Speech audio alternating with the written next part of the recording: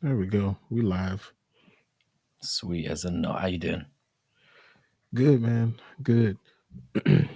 um, I just went to go see. Well, I just got back from seeing Planet of the Apes.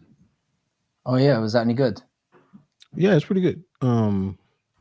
It was like I had high expectations going into it, and so far it lived up to my expectations. But here's the problem: is You always have to you, wait for that butt in it.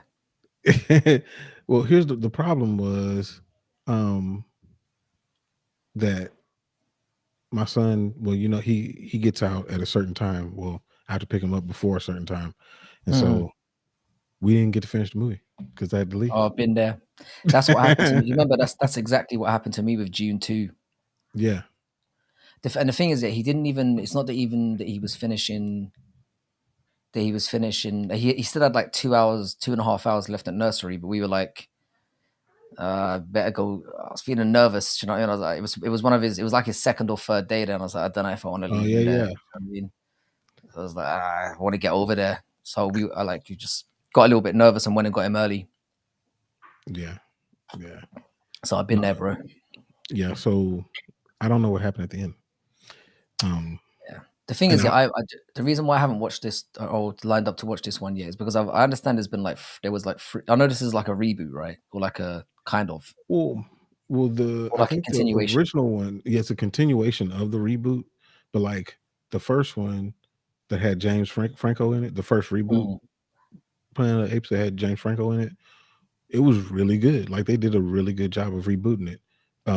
And they just kind of ran with it after that. And they took some time in between, like mm, the a lot of times, when they do, especially a reboot, when they do a reboot and then they're like, hey, that did well. Let's just do another one. And they don't take the time to like, okay, yeah. well, let's make sure that this makes sense and flesh out the story and all that.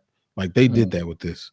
But like other man, they do a And that's the thing. terrible I job. haven't seen any of those movies. I didn't see any of the three of them, and I heard they were good.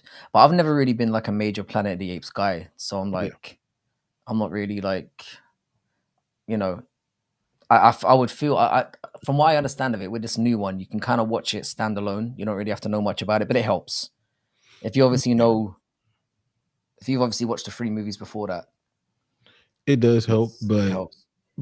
all three of them are pretty good standalone ones. Mhm, But it helps. It's the world building, the lore building that they do mhm. a really good job of. I like all of them. The whole series is really good. But I don't know how it ended, so it could have went all downhill from there. I don't know, but up to the point where I got, it was pretty good. So It was promising. How far did you get into it? Like, would you say halfway? more than halfway, probably three fourths. So that's probably enough to know that it was a good movie. It was you know But I will there were tell you things you this. saw that Yeah, I will tell you this. It would have been a better series if they made that into a series, like not a Mhm, long one, but like my favorite thing to watch is limited series because mhm. they're able to take their time, but there's a finality to it. They're Yeah. not dragging it out for 10 seasons like The Walking Dead. Like they're Mhm. like, we're gonna give you these, 6 episodes, and that's it. That's all I got for you. Like I like Yeah. that. And for something like Planet of the Apes that has such a deep world to it, there's a lot of lore and kind of that could be suitable for a television situation. Yeah, Yeah. yeah, absolutely. Mm. But while we're talking about stuff, I know one of the things that we talked about bringing up was um, movies, like nostalgic movies, kind of from our childhood or from when we were young or whatnot that we thought were pretty cool. Mm. Um, yeah, I got three. One of them we've talked about, but I'm interested to hear your three first.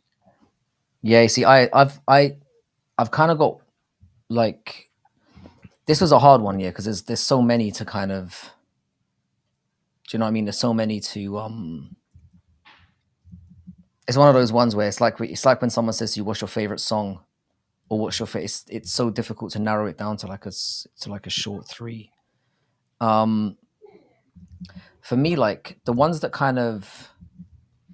I kind of tried to pick one throughout like a couple of eras. So I had one from like the 19 eras, which is my number one, which is one that I watch like religiously at least once a year. I've watched it Mhm. once a year since like the 80s. Dang. Um, it's just a movie that I can always go back to. Like it never runs out of kind of like I don't know. It never stops slapping for me, and that's Big Trouble in Little China. Oh, that's a good one. That's a good one. Yeah, like I watched that when I was the first time I watched that. I think I was maybe 6 years old or something like that, maybe five. I'm a big Kurt Russell fan anyway, Hmm. but like it was just a movie for me that like if you look at it for the sum of its parts, like it's something that really shouldn't have worked. There's a little bit of like martial arts, there's action in there, there's like fantasy adventure, but it's like a very self-aware kind of comedy as well, which I really like. It's like a mix of genres that when you think about blending them together, it really shouldn't work, but it just does. Um, Hmm. it does get criticized a little bit for having like a lot of stereotyping and stuff like that. It, But like, yeah, it did have yeah, that. it went hard on the stereotypes. I'm not gonna lie, Hmm. but like I think the thing that kind of just kills it for me with like, I'm a huge Kurt Russell fan. Like I have been since like he's like how people always go. I mean, they've always got like Arnie or like they pick. When you think about the like an old school action hero that people always go to. People usually always go to Arnie or they go to Stallone. Yeah. For me, it's always been Kurt Russell. And what made me love this film more than any other is it's kind of like his role in that film.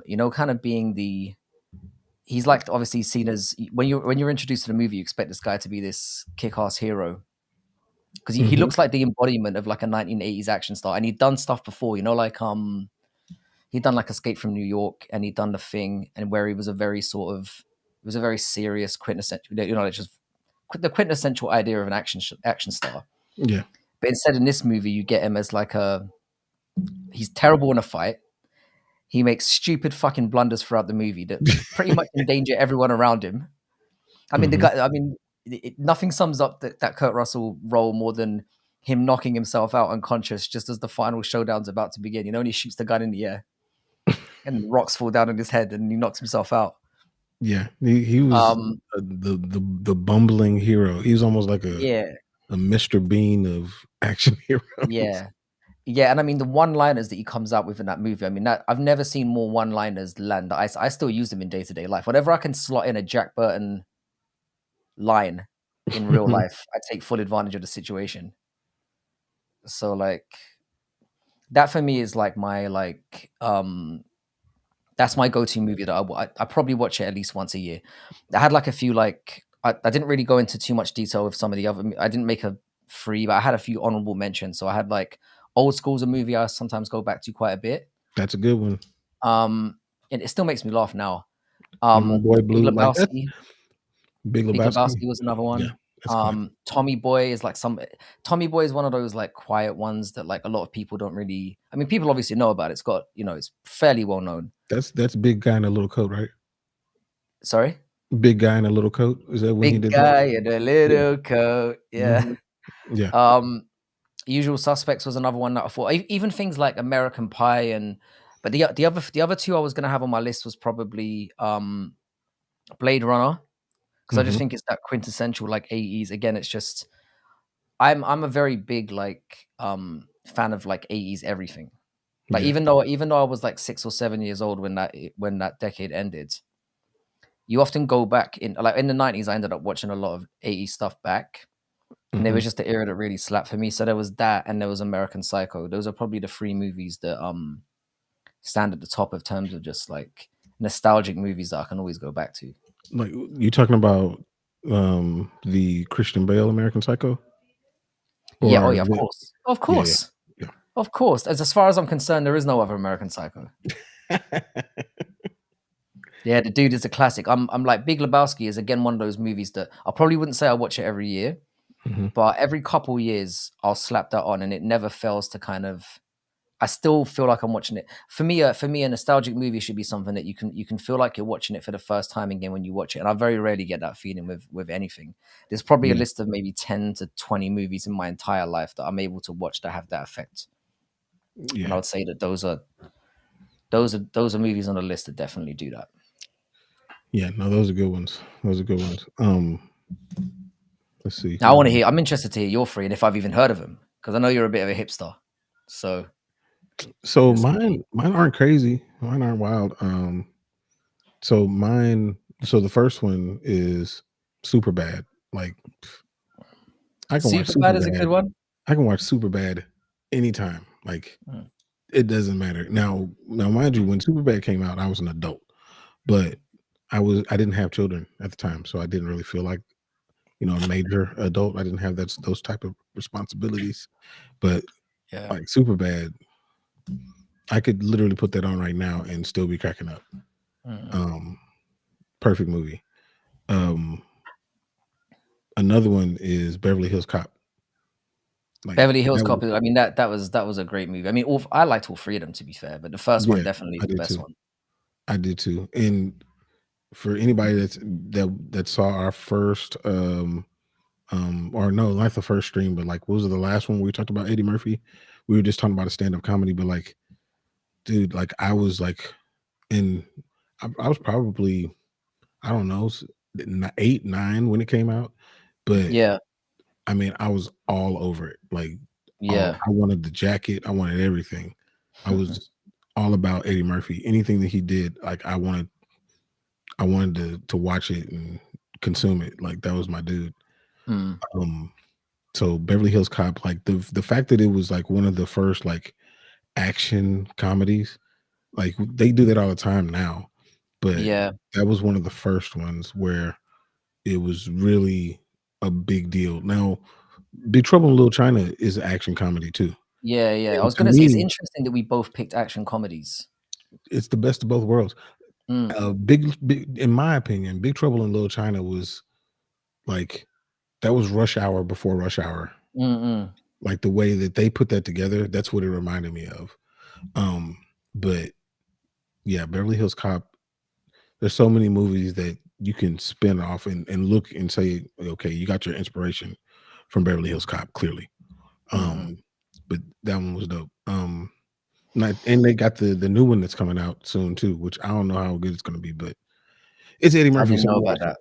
It's Eddie Murphy. I'm gonna watch it. I still haven't watched the Bad Boys thing. I was supposed to go to the premiere for that a week ago with a couple of weeks ago with an ex like high school buddy of mine. He Mhm. works for the TV industry and he gets a lot of like premiere tickets and stuff. Oh, okay. And I couldn't go for various reasons. But I mean, I wasn't that psyched about it anyway. I did like the first Bad Boys movie, but I've never been majorly on it. But I've heard it's a good movie, so hopefully Beverly Hills Cop can deliver in the same vein. Well, I will tell you for Bad Boys One, Bad Boys Two, awesome movies. Bad Boys Mm, Three, no, wasn't it? Yeah, wasn't it? Wasn't it? But apparently for this one, it's doing really well in the box office. It blew up, so yeah, yeah. maybe. Apparently, it's getting good reviews and people have responded well to it. So fair play, man. I hope it does. I'm not. I think it's time to move on from all that bullshit anyway and let the guy have his career back. You know Yeah, what I I mean? mean, Will Smith did Emancipation right after Mm, mm, the slap, and that movie was great. And if it were any other time, he would have been nominated for an Academy Award again. But he went up there and slapped Chris Rock on a Sunday afternoon. You can't do that.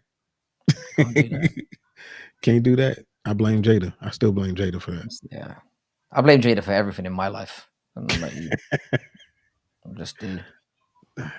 She's But no, fair play. A quick shout out to Dude Gamerson. Yeah, like the I know a lot of people who have been influenced by Big Lebowski as a movie in general. It's just it's one of those movies that just slaps. So I just want to give a quick because obviously contributing to the chat and everything. Just want to give a oh yeah, for shout out sure. before you give your last one. For sure. Yeah, no, I appreciate that. And you're right. The Big Lebowski is definitely a classic, like more than a classic. Um, but my last one is one that we talked about, and it's The Last Dragon. Um, Dude, like Mm, that is a movie that is continually quoted for at least since I seen it, which was probably what mid '80s. Like yeah, continually quoted all the time. The songs on it, somebody having the glow, like everything. Like Like everybody quotes that, and that's a major movie Yeah, I'm for me. embarrassed, man. I still haven't seen that one. I need to find time to catch it at some point. You got to see it. Like, You got to see it, because it and then seems like my kind of jam. I'll To be be able fair, to use those references, and you'll know what I'm talking about. yeah. Um, but I had a two honorable mentions too. Um, one of them is Fight Club. Oh, Fight Club is one that I considered as well. Yeah, Fight Club I love is, Fight Club. dude, like that's another movie that I could just put on, or even just have in the background, and then just start Mm, looking at it at one point, and then be like, engrossed in the movie, just immediately in. yeah, Um, it's a great book as well. Like it's yeah, the book is quite short. You could probably read it in like 2 afternoons. It's like a 4 5 hour read at most, and especially for me, who's a bit of a speed reader, I could probably do it in like three. yeah. But it's one of those books that you can kind of just like pick up and be done fairly quickly. Oh, The Men The Who Stare Men at Who Goats. That is a Goats. good movie. That is a good movie. That is for sure a good movie. I'm not sure. I feel like I've seen it, but why can't I? Why can't I? That one is George Honest. Clooney. He Oh, I've starring seen this. Yeah, in yeah. it. No, I've seen this. Yeah, that's a pretty good That's movie. definitely an obscure one. Like hell of a cast as well. I Yeah, mean, Jesus Christ, Clooney, McGregor, not that McGregor, Jeff Bridges, Kevin Spacey's another guy that I still like. I used to consider him one of the best actors of all time. Obviously, the whole controversy since then hasn't been great, but like, yeah. He's a to say the diddler. least, He's been diddling. he's been diddling a bit. Yeah, yeah. He's been nonsense about the place. Let's just put it that way. Yeah, But dude. yeah, That whole situation was so disappointing because I feel the same. Like I thought that he was one of the best actors of all and I time. say yeah, it was disappointing, but not surprising. Yeah. It was one Well, of those, and when it came out, I was like, all right, I can see it. well, Like, I'm disappointed, but I'm like, yeah, I would yeah. say like when I say he was, I mean his work stands for itself. Like Mm. he did good work. So it's separating the two, he was definitely, you know, an elite actor. I just think that I mean he's never going to be out there again. Oh no, he's finished. They can't He's do finished. anything. He's not gonna have like a. The thing is that Louis C.K. was more of a that's kind of fucked up, dude. It wasn't like, oh my god, like this is like I don't want to use the R word on here, but he managed to combine like R wording and noncing, which is like there's no comeback from that. Nah, nah. Like there have been people that have recovered from the old R word because it does come down to like it's their word against their it's one word against the other. Hmm. And if you're not found guilty in a court of law, you've always got that to fall back on.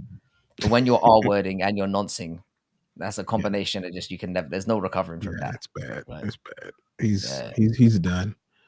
That he's done. sucks. Oh Brother Where Art Thou was a really good movie. Like as soon as I hear the word or hear the title of it, it immediately makes me think of the song. But George Clooney was dope in that one too. Yeah, George Clooney, man, he doesn't get enough appreciation for how good I he is. feel like Batman kind of fucked things up for him. Dude, that was so bad. That was The so. thing is, I'm gonna say something controversial here. Yeah? I know it's a Don't say it. terrible movie. Don't say I it. know it's a terrible movie. It's a terrible movie. It's awful. But I enjoyed it for what it was. CJ But says it was she it was liked it too. cheesy. Like watching Arnie run around going, um, chill and all that. It just made me laugh. I don't know. I just kind of enjoyed it. I never really expected too much. Like, Dude, it was and I so don't bad. take Batman as seriously as a lot of other people do. If like you fuck up Batman, it's basically like it's over for you. Like that pisses a lot of people off.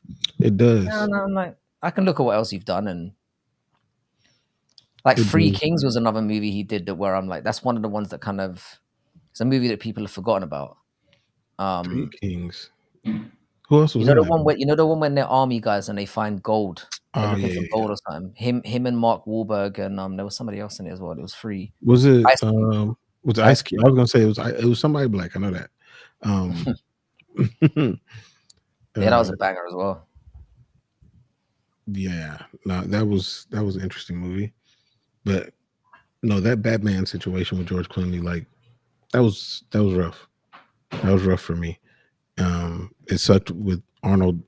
It just the whole thing. And Chris Pine never recovered. Um, I feel like he was never where they thought he was going to go. Like the whole group, the whole cast had some struggles after that movie came out Mm. because it was awful. But people saw it. You know, Yeah, if you had the right it's always a expectations, good I one. guess you could get through it. Yeah, But I feel another like one Chris that Pine can make a. I feel like Chris Pine can make a recovery with the right role um, because he's definitely I got don't something. like him as an actor. I don't. I do not Mm. like him as an actor. He's like unbelievably cheesy to me. He was in the Wonder Woman I stuff. didn't see that one, the 1984 one. Yeah, I didn't see that. Yeah, To that be one honest, was yeah, I bad. haven't seen the. I haven't seen the first Wonder Woman either. The first one was good. The first one was really good. The second one, I haven't seen it. the second one was trash. I feel like they were trying to do like so. Thor Ragnarok had that same '80s type of feel to it, and Mm, I feel like they tried to do that with Wonder Woman 1984, and failed miserably. yeah, It was it felt bad. like a bit of a. Or from what I heard, it sounded like a little bit of a rush. Yeah, I didn't see Thor Ragnarok either, and I like that is one of the I do. best Marvel movies that they've ever done. Wait, was that the third one or the fourth one? That's the third one. Oh no, I've seen the third one. I haven't seen the fourth one. I haven't seen Love and Thunder. Love and I saw Thunder. Ragnarok. Ragnarok was fun. It was like the whole thing with Hulk and all that. I enjoyed all that, and I'm a big like Taika Waititi fan. I think he's made some good shit throughout the years. So, Yeah, I like him a lot too. Um, mm, but the fourth one was not good. I mean, for me as a Marvel fan, like I mean, I watch all of them, but it's almost like what I do with UFC cards. Like, I'll go into it and be like, this is gonna be terrible, mm. but I'm gonna watch it because it's what I do. I'm not really a huge Marvel guy, but like I did watch all of them up to a certain point. When it got to Endgame, that was the Endgame for me. I'm like, oh, it's Endgame, right? I'm done now. Like, I'm not fucking partaking anymore. So if y'all You've are taken enough done, of my I'm money. done too. I'm taking that literally. Like, I'm out. Now they just start to oversaturate, man. They just started to. I mean, the same issues that we've said that we have again with the UFC, like with the oversaturation of cards and things like that. They did the same thing. They got all the movies, and then they got all the shows on Disney. It was like there's too much going on, y'all. It's too much. We're gonna Yeah. have to chill. But they've actually done that. They've actually stopped and pulled back, Mm. which is smart. But Yeah. Yeah. Nice. How you doing, Chris? oh, he tapped out on Marvel. Um, yeah, No Way Home wasn't bad. It was just mm I feel like they're grasping at straws. Like they're doing too much. Doing too much. Just sit down and wait. Let everybody catch up, and then put out another movie. And they've actually started to do that. I think because honestly, and my cousin would kill me for saying this, but I mean it's the truth. The Ant-Man 3, good lord, that was the that was one of the worst Marvel movies. That was one of the worst movies that I may have seen. Like in the history of cinema. I'm It was gonna have to bad. take your word for it again. I didn't see Ant-Man 2 either. Like I said, I tapped out Don't once I think they called it phase three. I think once phase three was done, I was done. I was like, I'm not really. And the thing is, I didn't. I like. I like I said, I've never been huge on it. Like I'm a bit nerdy in that way. Like I don't mind. There's I was fully on the bandwagon when the movies were good, but I know when the dark times are coming, and I could see a change in the tide definitely coming. And it's like, no, I'm out. Yeah, it did get dark, but I mean, I'm hoping for things to start to reboot. Like when Deadpool comes out, Deadpool's my favorite Marvel character. I've got an early prediction So for you. Yeah, that movie's gonna suck. it might. It just might. I find Ryan Reynolds fucking jarring, to be honest. I think Deadpool one was really good. I wasn't really big on Dead. I think this movie's gonna be shit. I It might. genuinely do. It might. The Daredevil show was a banger. The And Daredevil show goddamn, that was they did really well with elite. that. Elite. That was They a did great really well show. with that. And I'm gonna say something controversial as well. I didn't hate the movie with Ben Affleck as well. And again, I know it's a shit movie, Wait, but wait, I you talking about the just Daredevil movie? yeah. Oh my It's I know god! it's a shit movie, but you know one of those ones where it's like you can just kind of again just enjoy it for what it is. It's a terrible movie. I get it. It is terrible, but there are some terrible movies that are just enjoyable for being terrible. I thought it was one of those movies you could watch, you know, like where you can kind of laugh at it being terrible and it's fun in that way. There's It's, terrible where it's like, oh my god, I can't get through this, and there's terrible where you can kind of laugh your way through it. it's just he was taking it so serious. That's the That was part of the problem. issue. That was part of the issue. That was a So I don't know. problem. There are a lot of Who? problems with that movie. Let's be, and I really enjoyed Colin Farrell was what was he called again? Bullseye. Hmm. I always enjoy me some Colin Farrell, like just hamming it up. I was all right with that. So I got a question for y'all, and this is for you and Chris, dude, Gamus, and everybody. Who's a better actor, Nicolas Cage or Ben Affleck? Ooh. I don't even know if I want to touch this one. That's a dodgy question. That is. Who is the better actor out of those two? The thing is, yeah, I tell you something, yeah, like it's a difficult one, yeah, because when I think of like Nicolas Cage, I think of a lot of people shit on him for his like they say, for example, that, and I do think that John Travolta's performance in Face Off was better than his, Hmm. but it doesn't mean that Nicolas Cage's performance was bad. I thought I thought he was phenomenal in Face Off. He did his job. I thought he was phenomenal. I thought they were both great. I just thought that John Travolta was obviously he got to play the better character for the majority of the movie, if you know what I'm saying. Nick Cage kind of set it up, and then he kind of knocked it out of the park. But I Hmm. thought they both made that movie great. But I don't know, man. And Ben Affleck's obviously had some good. He's had Good Will Hunting. He's done some good, like the stuff that Ben Affleck's been really good in. Didn't do as well in the box office. Hmm. I don't think he's a bad actor. He's definitely taken on some bad roles. I think that's more the issue. They've like Nick Cage has obviously had some movies that have absolutely bombed and have been terrible, and they've clearly been money grabs. But I think the best way to frame this argument is just to look at what their best performances were, rather than what their failures were. Nick Cage in The Weatherman was great. Geez, almost half an hour. You're gonna get that from time to time, you know. Yeah, it's all good. But Western, we got people on Twitter, so it's all good. We got some people. We got a lot of lurkers today. How many people have you got in there? How you doing, 27. Western bro? We got How 27. many? 27, 27. yeah. So Hmm. it's a lurking afternoon. Wednesday's usually a little bit of a dead zone. Yeah, it's all good. Mm. I have one more. And this is like honorable mention, but I can't even remember when this came out. But this is a movie that I've watched like a million times. Meet Joe Black. What is it? Meet Joe Black. Oh, Meet Joe Black's a decent movie. Yeah, How you big doing, Crystal? fan of that one for sure. But I mean, I like Brad Pitt. I like him as an actor. Yeah, Brad Pitt. So you can't really question Brad Pitt. He's pretty great. Yeah, You couldn't put him in a who's better out of Nicolas Cage and Ben Affleck conversation. Do you know what I nah, mean? nah, nah. He deserves better, I think. Oh, a lot better. Yeah. That's unfair to even put them in the same category. But like I said, there's a lot of I would probably have to go with like I'd probably go with Nick Cage just because even when he is hamming it, when Ben Affleck's bad, it's just bad. Whereas when Nick Cage is bad, it's kind of funny. Like there's a lot of roles you can look at with him, and you're like, at least it's when it's just goofy and cheesy, you can still enjoy it. Whereas with Ben Affleck, you're just like, ugh. Yeah. So I'd probably have to go with Nick Cage as well. Yeah, I'd probably lean Nick Cage. There's certain roles that are just kind of tailor made for him. Lord of Um, War was dude, amazing. that one was really good.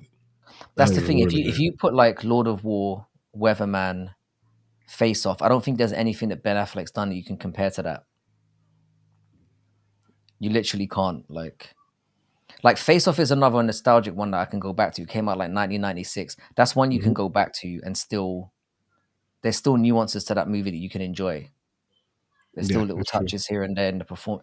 Like you can't compare probably any Ben Affleck performance. Even if you look at like Good Will Hunting where he was decent, The Town where he was really good, it just The didn't Town slap. had such a good concept. That's what Mm, made, in my opinion, that's what made that one so good. The concept of it was really good because that's what Boston is known for, is mm, those types of situations. And so it played right into it. They're from Boston, like it all made sense. Um, that one was that was low hanging fruit for them, and yeah. he didn't mess it up. He didn't mess it up. I almost look at movies like that for him, like just don't mess it up. Now I do think that he was a good Batman, um, which is Ah, odd to say. It's yeah. odd for me to even say that, but I do think that he was a good Batman for what he did. What that particular Batman was supposed to do, as far as like being an older Batman and just kind of looking at the world the way that he did. But um, Yeah. I more looked to him in things like Argo. Like Batman for me again, it's like I don't count those as like because again, it's like the movies weren't good. Do you know what I mean? And that's the problem. mhm. You can say he was decent as Batman, but like the movies genuinely stunk.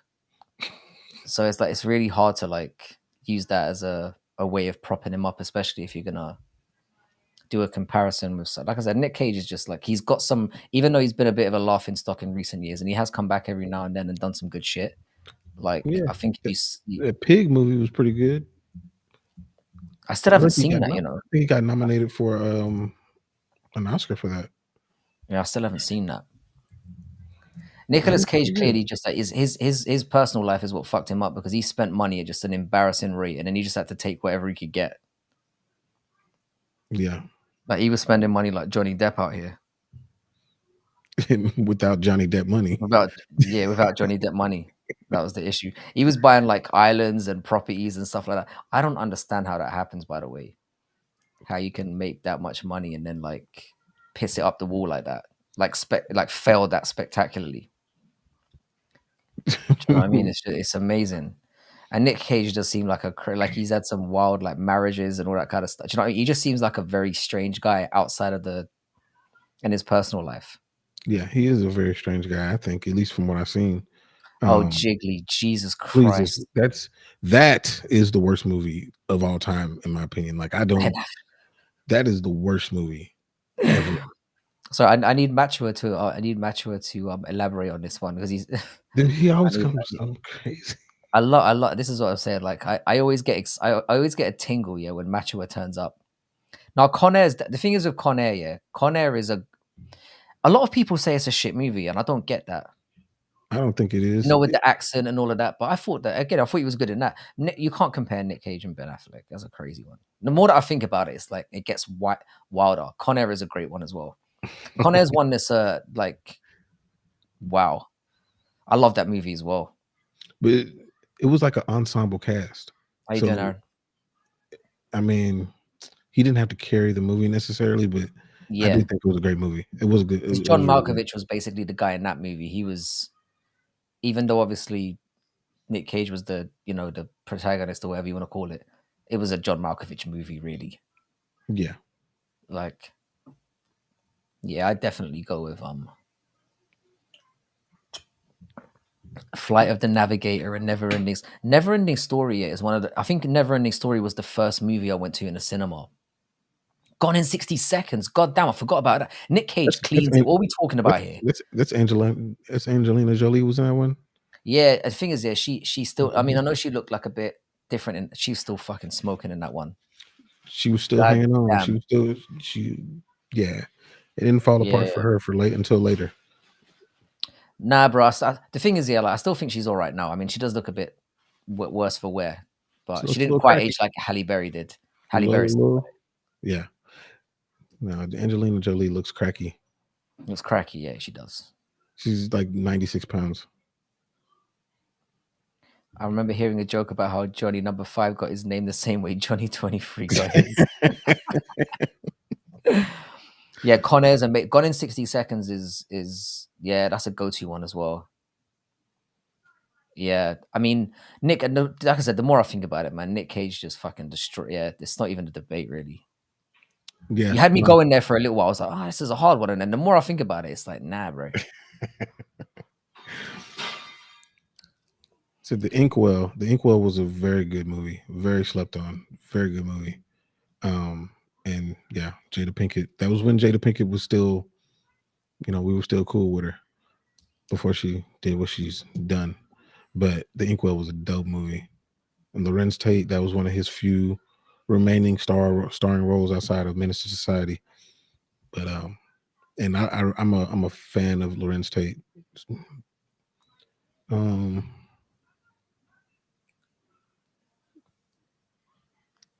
man, I haven't seen Gone in 60 Seconds in a long time. I'd say it hasn't been that long for me. That's another movie that could have made the list because I've seen it a few times as well. Like, that's one of the movies that I've gone back to a couple times. Dead Presidents was a great movie as well. Bruh, I such a haven't great seen that. I movie. haven't seen that one in years. I watched it maybe a few months ago. Jeez. Yeah, I love That's that one I movie. would go back to because I think I can't remember. Obviously, there's a bank robbery or something in it, right? Yeah. Hmm. Yeah, Yeah. Aaron, Big Trouble in Little China was the one that I mentioned for mine. Big Yep. Trouble in Little China. And again, Aaron. This is what I'm saying. Aaron is not a regular 21-year-old. Aaron coming out with Big Trouble in Little China is crazy because you Yeah. must How do have you been. even know that? That's crazy. Were you watching it as in you were in your dad's balls when he was watching it? Like you were just hearing the Jack one-liners like while you were swimming around. That's crazy, bro. This is what I'm saying. Aaron Tatz is a different dude, bro. Yeah, he's different. Um, the yeah, no. Going back to Dead Presidents, Terrence Howard, who's apparently teaching the world new math. Uh, like he was prime Terrence Howard. Like the way that he was saying Maine, like dude, he was he's over the top. Um, but that movie is so sad at the end. So sad, but it was very telling. And Chris Tucker doing something that's more dramatic, um, just showed his range. And I wish Mm, that he's been in more movies, but he got that Rush Hour money and just kind of dipped out. But fair play. um, but that movie is really really good. Actually, National Treasure as well was another. But Nick Cage cleans it. Like, why did I even start? There should have been a immediate like. Are you joking? Of course, it's Nick Cage. I guess he got some sneaky bangers. He got some sneaky Yeah, bangers. I think it's because more. Yeah, the reason why you think that's is because, like I said, his career over the last 10 or 15 years has been very. It's been like B movie bullshit. But when you actually think about what he's done throughout his entire tenure, like it's been, yeah, man, he Yeah, he's deserves some credit. Like he's had some great ones. He's been in some great movies, even if he hasn't been. Oh, Spaceballs is another one. Goddamn, Aaron's got the bangers yeah. as well. Spaceballs is a really Really funny. dope. I watched That was good. Spaceballs again like 9 or 10 months ago. That's another one you can go back to. It is. That was a funny movie. That's a really funny movie. Who stars in Spaceballs? Is it Rick It's the guy Moranis? who's in Independence Day, the guy who played the president, and it's got what's his name? The guy from Honey I Shrunk the Kids as well. Yeah, is that Rick Moranis? That's the guy. Yeah. Yeah, yeah, Rick Moranis. Yeah, just him with that massive helmet on. I used to use like memes of him quite when I was making my early videos. I used to use those Spaceballs ones quite a lot. Yeah. Yeah, Um he was brilliant in that. yeah. They both were, No, and they yeah, had John Candy as well. John Candy yes. was in that as well. Dude, he's so underrated, man. So underrated. I love John Candy. I always used to mix up John Candy and Chris Farley. no, the guy who was the dad in Roseanne. Oh, dang it, what's his name? What's his real name? I was about to call him Dan Connor. That's his name on the show. Might as well be Um Dan Goodman. I think his name is John Goodman. Goodman. John Goodman. Thank you. John Goodman. Yeah. Yeah, John Goodman. Yeah, Spaceballs is great, man. I'm definitely gonna have to reload that one up again.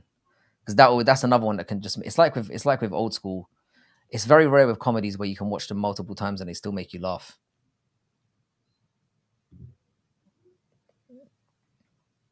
You on all chat here? I think all the chats are coming together. I hope they are anyway. I Yeah. hope they're all coming together in the Well, same place. I would hope so. we got a bunch of people on Twitter, but most of the chats are most everybody is actually in yours in Bad MMA Math. We got one person on Frankie and Jax. So Oh, sweet. Yeah, I've got 15 in my YouTube now, yeah. which is cool. Goodman is a great actor. He can be a good guy or a proper evil villain. Yeah, like versatility is always a big marker for me in who's a good actor or not. Yeah, he's got longevity too. Like Mm. longevity. But no, with nostalgic movies, you could literally go on all day because, and I find that what's interesting is having people come in. You missed a funny one by me. Can you repost it again? What did you Because say? it could be a thing Oh, we've got here's because what he we've got. said. Oh, who was the other actor y'all were comparing to Big Dick? Is that a legend? Is it Big Dick Nick Cage? Yeah? I You're don't gonna know. get angry. You're gonna get angry, Weston. But it was actually Ben Affleck. Feel free to rage now. Go ahead. Go Go off. ahead. Go off. Appreciate Goodman that. as Walter in Big Lebowski was hilarious. Yeah, Big Lebowski is like I brought that up at the beginning as well. Big Lebowski is still that's another one I can watch like every year, every 18 months, Hmm. and it's just still I can still enjoy it for what it is. Yeah. I think I'm funny anyway. You have your moments. Sometimes you're very hurtful, Weston. I've gone to bed. I've gone to bed crying because of you from time to time. Yeah. Western. Aaron's doing a real good job with his mod status. How we doing, Side? I've got to give a quick shout out to Side and his channel because he and I got into it yesterday when we were talking about gaming. I ended up hanging out. I was planning on going off at like 3 o'clock in the morning, and then Side and I started getting into it about like retro games and stuff, and I ended up being here until 4:30 in the morning. Mm, mm, It's mm. wild, bro. Side's the Yeah, I guy. So saw you on. he's Um, got an up and coming YouTube channel as well. So check Side out. no, we were sitting on the couch, me and CJ, and she was like, "Do you know that Frankie's still on?" I was like, "What?" She's like, "Go check on him." Yeah, bro. The sun came up, and I was like, the thing is, it was one of those ones that I didn't notice it for the first half an hour because I just got into it with Side, man. Frankie, I want to see you rank the Resident Evil games. I'll be happy to do that, bro. I'll be happy to do that. The Yeah. thing is, would you want to see a ranking of like all of them, or do you want to see them like is it one of those ones where like mixing all the remakes and the old ones together? Because that's a tricky one. Because again, we're getting into nostalgia again. How many Resident Evil games are there? There's Like, loads, bro. there's a lot of them. There's loads. The thing is that there's loads of like side ones as well. So you've got the mainline series, which is like Resident Evil 1, 2, 3, 4, 5, and 6. And Resident Evil 1, 2, 3, and 4 have all been remade. And then you've got shoot offs like Resident Evil 0, you've got like Code Veronica. Bro, and it goes further than that. You've got like one that was like a one where you had to use a gun. I can't remember the name of that one. There are probably like 20 Resident Evil games. Jeez. And then you had the ones on like Game Boy and shit like that. There's loads, bro. There's loads. Tell these cunts to get in the correct chat. I think it's all coming to the same place though, I think. And hopefully having it on the screen is helpful, so you should see everyone pop up.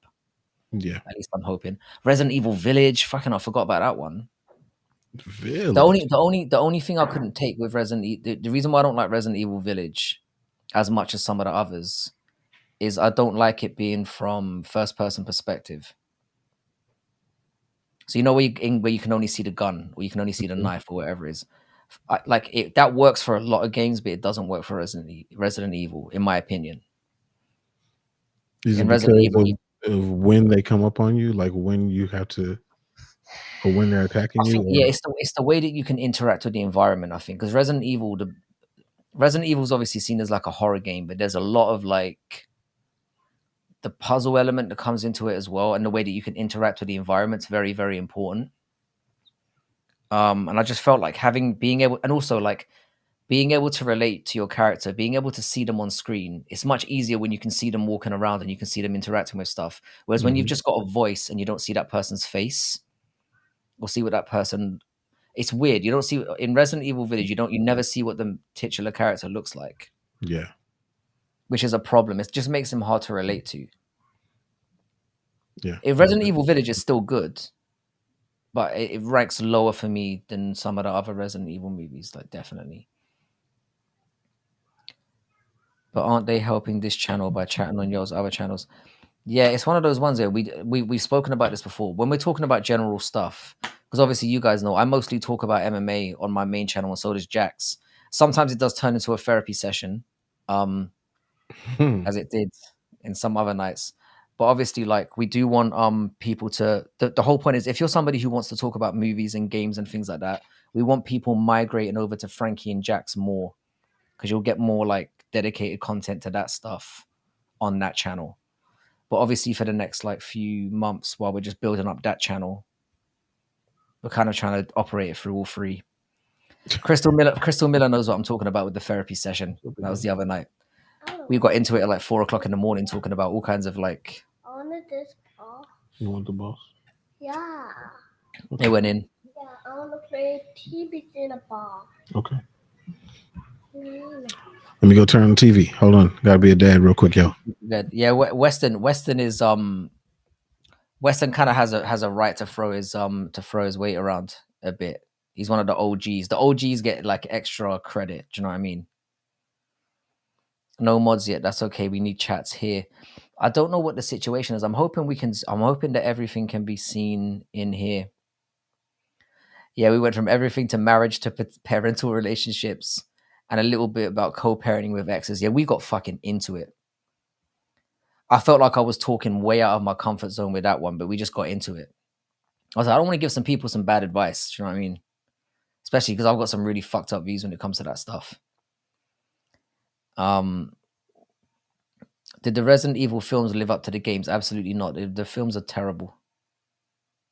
Feminism chat and everything. Yeah, we really got into it. But that's what I like about these live chats. As I've always said, we're always happy for you guys to talk about whatever you feel like talking about. I think that's the main thing. The movies were dog shit crap. They were as useful. It's like if you put dog shit into a bag. It's like, what's the point? Like, they were awful. So see, a lot of people like them for they've got the Resident Evil movies have like a really big like. I've never liked Mila Jovovich. Like, for one, I don't think she's that hot, and secondly, oh, she was great in Fifth Element. Fifth Element, yeah, like she's exempt in terms of that movie, but she was never a good enough performer to carry a movie like that by herself. And video game movies are always fucking trash as well. Dog poop in a bag can be useful if there's people you don't like. I miss Bruce Willis as well. Bruce Willis is another guy. We were talking about action heroes earlier because I brought up Kurt Russell when I was talking about Big Trouble in Little China. And it's like most guys are either like they're an Arnie guy or they're a Stallone guy. I was a Kurt Russell guy. But Bruce Willis is another one of those guys that doesn't get enough love as well. Because he just looked like an everyman that could just get stuff done. And there's a charm about that. You know. But yeah, I'm very sorry, Weston, if the chats aren't working out exactly as you are hoping they came together. Oh, 12 Monkeys, yeah, is another one that I don't understand why it doesn't get that much love. I know it's a little bit confusing. I love that movie. It is a bit odd, and to be honest, I still don't completely understand what goes on in 12 Monkeys, but I still like really enjoyed it. And I've seen it a couple of times to try and understand it, and I still don't fully understand what is going. I know there's a little bit of time travel elements going to it. It's a tricky movie. You have to really like. The thing is, I was high a lot when I was watching that movie, so I think I maybe need to watch it sober and see if I can get a full understanding of it. But still a great movie. Look, I pulled the chats to the new channel. You are a legend, mate.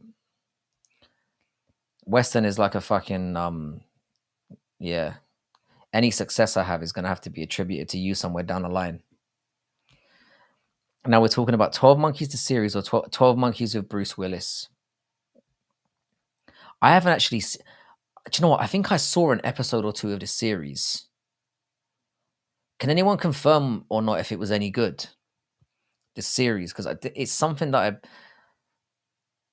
I don't know. I think I watched an episode or two of it, and then it just fell off my radar. It obviously didn't rope me in. But the movie is one of those ones where I feel like I need to watch it again. In fact, probably when I get off tonight, that might be the one that I go back to. I tried to give the series a go, but I just couldn't. I couldn't get into it. This is what's great about this topic, though, because like I've always got time on my hands, and I swear to God, like you guys need to feed me with some stuff that I can, because I watch a lot of stuff. So like, I'm definitely at a point where I need to you know, there's never enough stuff to watch. I binged the whole series in 3 days. It wasn't too bad.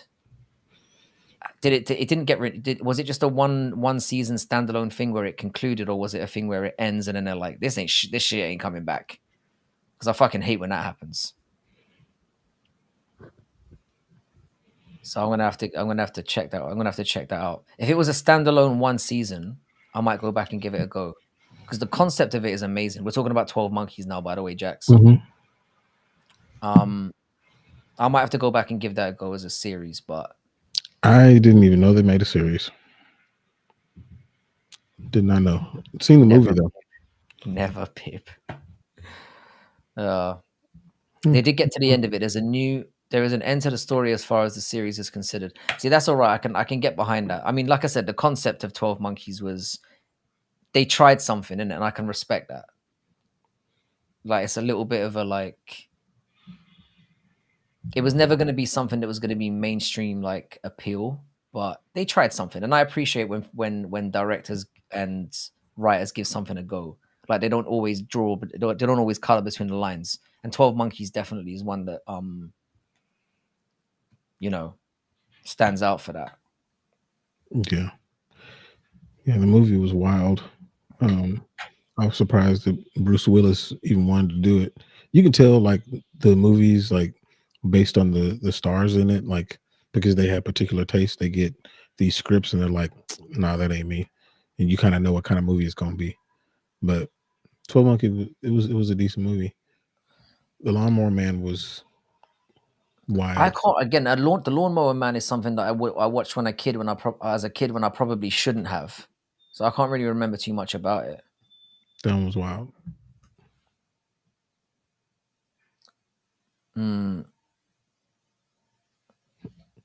Yeah, that's Yeah, one of those. Yeah, that's one of those movies you have to watch when you're fucked up. I imagine.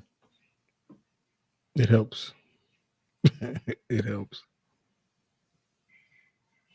I can't tell if this dude is Pib or J Rap or just someone else. What dude? Yeah, Lawnmower Man's one. I'm not going to be going back to. I can comfortably say that.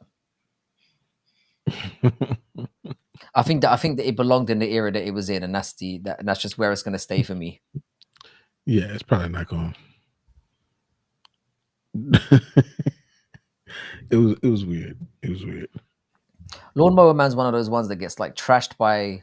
It got trashed by the critics really badly, but the people that love it love it. There's a lot of Yeah. movies like that. I mean, Big Trouble in Little China did terrible when it first came out. It was panned terribly, and became a cult classic. You know, Macho is a character though. Yeah, Macho can always be dependent on to come out with the wacky stuff. I never know what Macho is going to come out with. Yeah. But I appreciate it though. I do like it. Have you seen Requiem for a Dream? I have. That's a very strange movie as well. Very It's a very strange movie.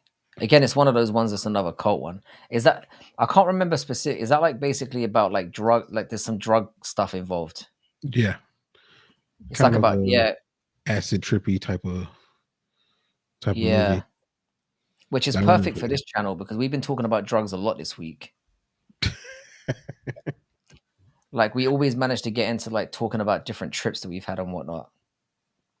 that You lot have movie got me is in. crazy. It's But crazy. it's Yeah? good though. I liked it. I liked it a lot.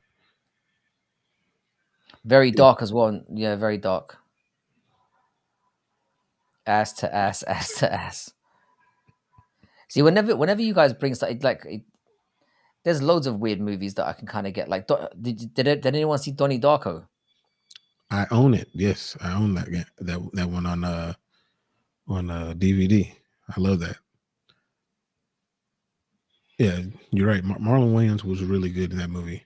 Marlon Wayans has Again, had some good roles, to be fair. He's not a bad actor. no, no, most comedians are good actors. Of all the Wayans brothers, he's probably the one that can actually do serious stuff and get away with it. Yeah, Like, I'd say he's probably the most talented Wayans, which isn't saying an awful lot because they. I mean, I'm not saying they're untalented, but maybe a but bit. their talent is normally one direction. Mm-mm.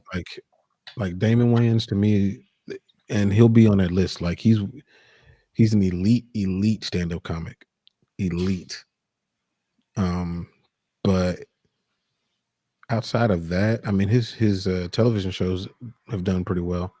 But Yeah, um, Weston. I don't know where to go with Jared Leto because he was in Requiem for a Dream, right? Like, I don't know where to go with that guy. I don't know if he's great or completely trash. I think he's great. He's like the modern day Nicolas Cage. Do you know what I mean? He's like an odd fucker, but like he's done some good stuff along the way. It's just that it seems to be hit and miss with this guy. Um, I don't know what it is. I think that Jared Leto is extremely talented, extremely weird, but I think that he's really good. Um, and they're A bit too good, narcissistic, maybe. pretty good. Yeah, now that is true. But a pretty good musician as well. But I did not know that. yeah, oh yeah, he's good. I'm not a fan of Jared Leto. He's a weirdo. He's weird. He's And definitely weird, and apparently he's like he's one of those when people who take practical jokes too far and pisses people off a lot. There's yeah, a I lot of wouldn't that going on say with him. you should be friends with him. I don't think that that's the guy to be friends with. I, the thing is that every time I think of Nicolas Cage now, I'm just gonna be thinking of him having a massive dong. Thanks a lot for that. You just ruined it. You know what's interesting is Jared Leto is only 8 years younger than Nicolas Cage. Really. Yeah, Oh, Butterfly Effect's a great movie. it was. That one And was. Ashton Kutcher is not a good actor, but Jesus Christ, that was a good movie. Now we're really getting into it in terms of like, you know, that could have gone in my unknown movie, my like the movies we talked about last week when we were like, movies that are kind of really good but didn't really get the recognition that they could have got. But Yeah, Butterfly Effect was a good one. I feel like it did kind of bring that word more into people's vocabulary. So Yeah, for it sure. accomplished that if it didn't make any Leto money. Leto ran a near cult with his fans from his band, and he made them treat him like he was a Christ figure. He does have that look about him, doesn't he? Yeah, he You know, does. the standardized white Jesus Christ. He does have Yeah, that. I think he's going for that, definitely.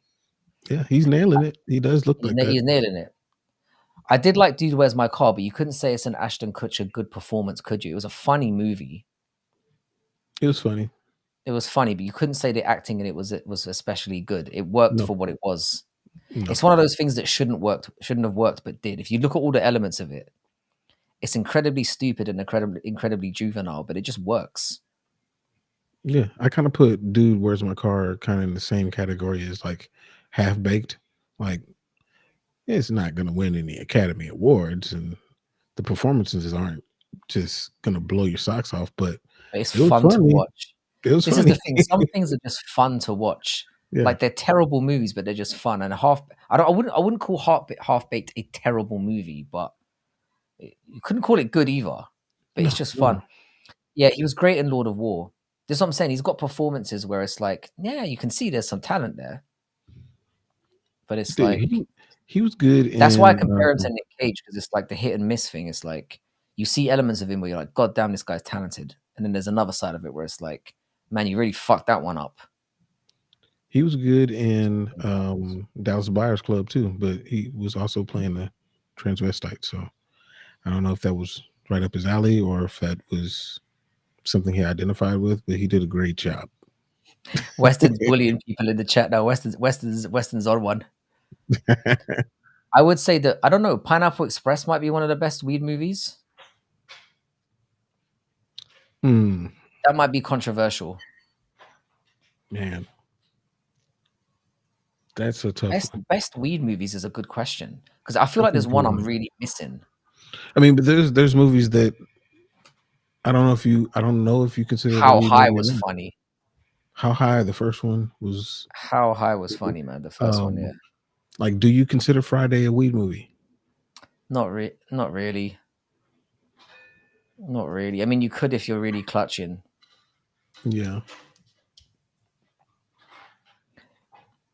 Yeah, I don't think so. It's like how I wouldn't consider Fear and Loathing in Las Vegas a weed movie. That's more like a no, trip movie. that's an acid movie. That's That's an an acid acid movie. That's the trip. one and only acid movie, probably. Yeah. Jesus, yeah, that was wild.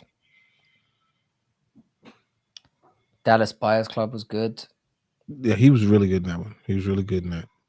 Um, but he was playing off of Matthew McConaughey, who was also very good in that movie. Yeah, he's another one who I consider like really high level.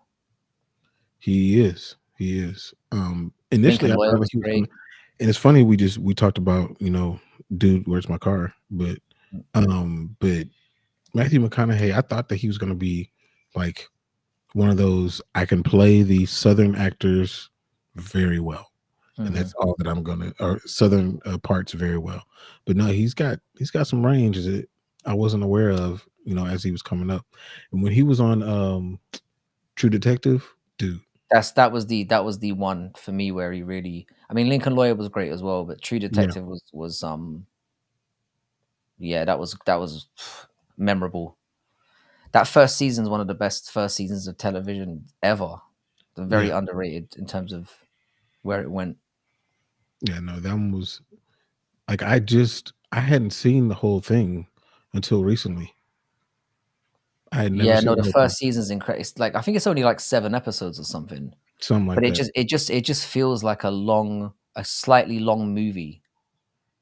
It had that Yeah, feel to it. It didn't feel like it was like a television series that was too short. It just felt like a long, high value production of a movie. Do you know what I mean? It felt like a long AAA movie. Yeah. yeah. No, it was good. Yeah, he's got range as well. He really does. Hmm. Yeah, surprising range. He's pretty good. Even his little cameo in like we wouldn't really call it a cameo, but even his little bit in Wolf of Wall Street was great as well. Oh, and that's another one. Like I could watch that movie every day. Like I Yeah, love that movie. Love that movie. I see. I didn't want to put it into my nostalgia movie because it's a little bit too recent for me. But it's another one of those ones, and there might be 20 movies in my life that you can just go back to and watch over and over. It never Yeah, loses that effect. that's one of those. Is that DVDs or books behind you? They're video games. They're all video games. Lots of them. Lots of them. If you go back Oh, to the stream we did yesterday, I did a little bit of like a talk about that. But I will talk about it again. Like Side was talking about how I have to do like some kind of game tour at some point, which I'm gonna definitely do on my channel as well. yeah, no, that would be good. I'll do it on That this would one be even. dope. Why not? Yeah. Um, he said nostalgia will be pre 2001. I guess it depends on how old you are. Yeah. Yeah. Got ITP raid. IT. What consoles? I've got everything from like NES up. I'm more of a Nintendo person, but I've got like a big Dreamcast collection, a big Vita collection, massive Switch and SNES and NES and yeah, GameCube as well. Yeah. Sorry, I'm kind of sidebarring here. No, you good. You good. Cheech and Chong Up in Smoke is a Cheech and quintessential stoner movie. that's a classic for sure. Classic for sure. So you got the ITP raid coming. But where are they going? Yeah, that's a good question. Where are they going? um, pre-college. Yeah, well, pre-college. Yeah, it's relative. It depends.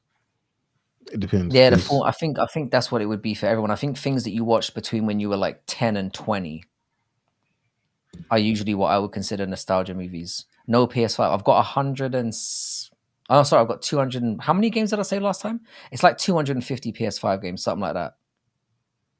You can probably see just over my shoulder the ones that have the top white tabs. They're all PS5 games.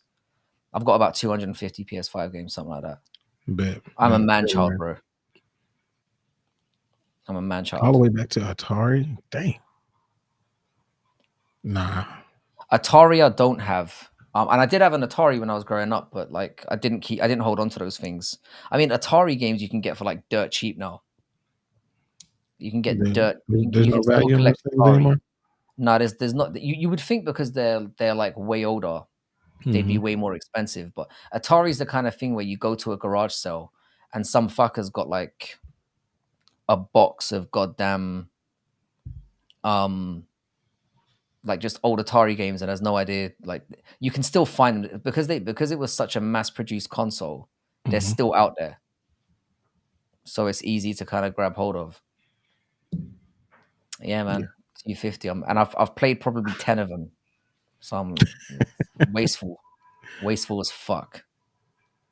To be perfectly honest, Yeah. I'm more No. just kind of collect for nostalgia. I'm a nostalgia guy. Do you know what I mean? I kind of just I kind of buy things just for nostalgic reasons, not necessarily to play them because I've got like an emulator and whatnot, and I prefer to play games that way now because it's just more convenient. A Put raid by a them leaves in channel the is when package. somebody, yeah, it's when they end. What time? Want me to time everyone out here so they can go to the Frankie and Jax channel? Please don't do that. Please don't do that. Money to blow type thing. I eventually got to that stage in my life where I do have a bit more money to blow. I think that's what part of it is as well. Because when I was a kid, I couldn't spend. I used to have to trade games to get more games. So obviously, when I became an adult and got a little bit more money, I was just like, "Fuck it, I'm gonna buy all this shit back." Yeah. It was more down to that. Yeah, they do fill out the shelf. That's true. They do look good on the shelf. As when we first start streaming together and doing videos together, like I always want. I never asked because we just start talking about stuff, but I always look back there. I'm like, I wonder what all that stuff is. That's the thing. You never asked me. I assumed you just Nah, knew. I nah, I assumed you didn't just know. knew I thought they were because they are books. kind of far enough away in the background where you can't really see. But like, Yeah, I thought it was just a bunch of books. do you have the Nintendo glove? I've got like the scope. I've got some of the old like I've got like the old NES gun and the scope. I don't have the glove. I don't have the Nintendo glove. Man, I remember when the glove came out. Anybody that I knew that had it, I was like, yeah, I must be rich. Clearly, this is a sign that you were rich if you Yeah, had the power glove. yeah. Any household that had the Power Glove was definitely Rich. they were doing well. They had the big house and do you know what I mean? You weren't buying a Power Glove if you were on a budget. No. No, I appreciate that, Weston. We are gonna try and I appreciate the fact that you're trying to funnel everyone into one place. It is important. Because right now we're kind of at the stage where we're obviously operating from three channels at the same time, which can be a bit confusing.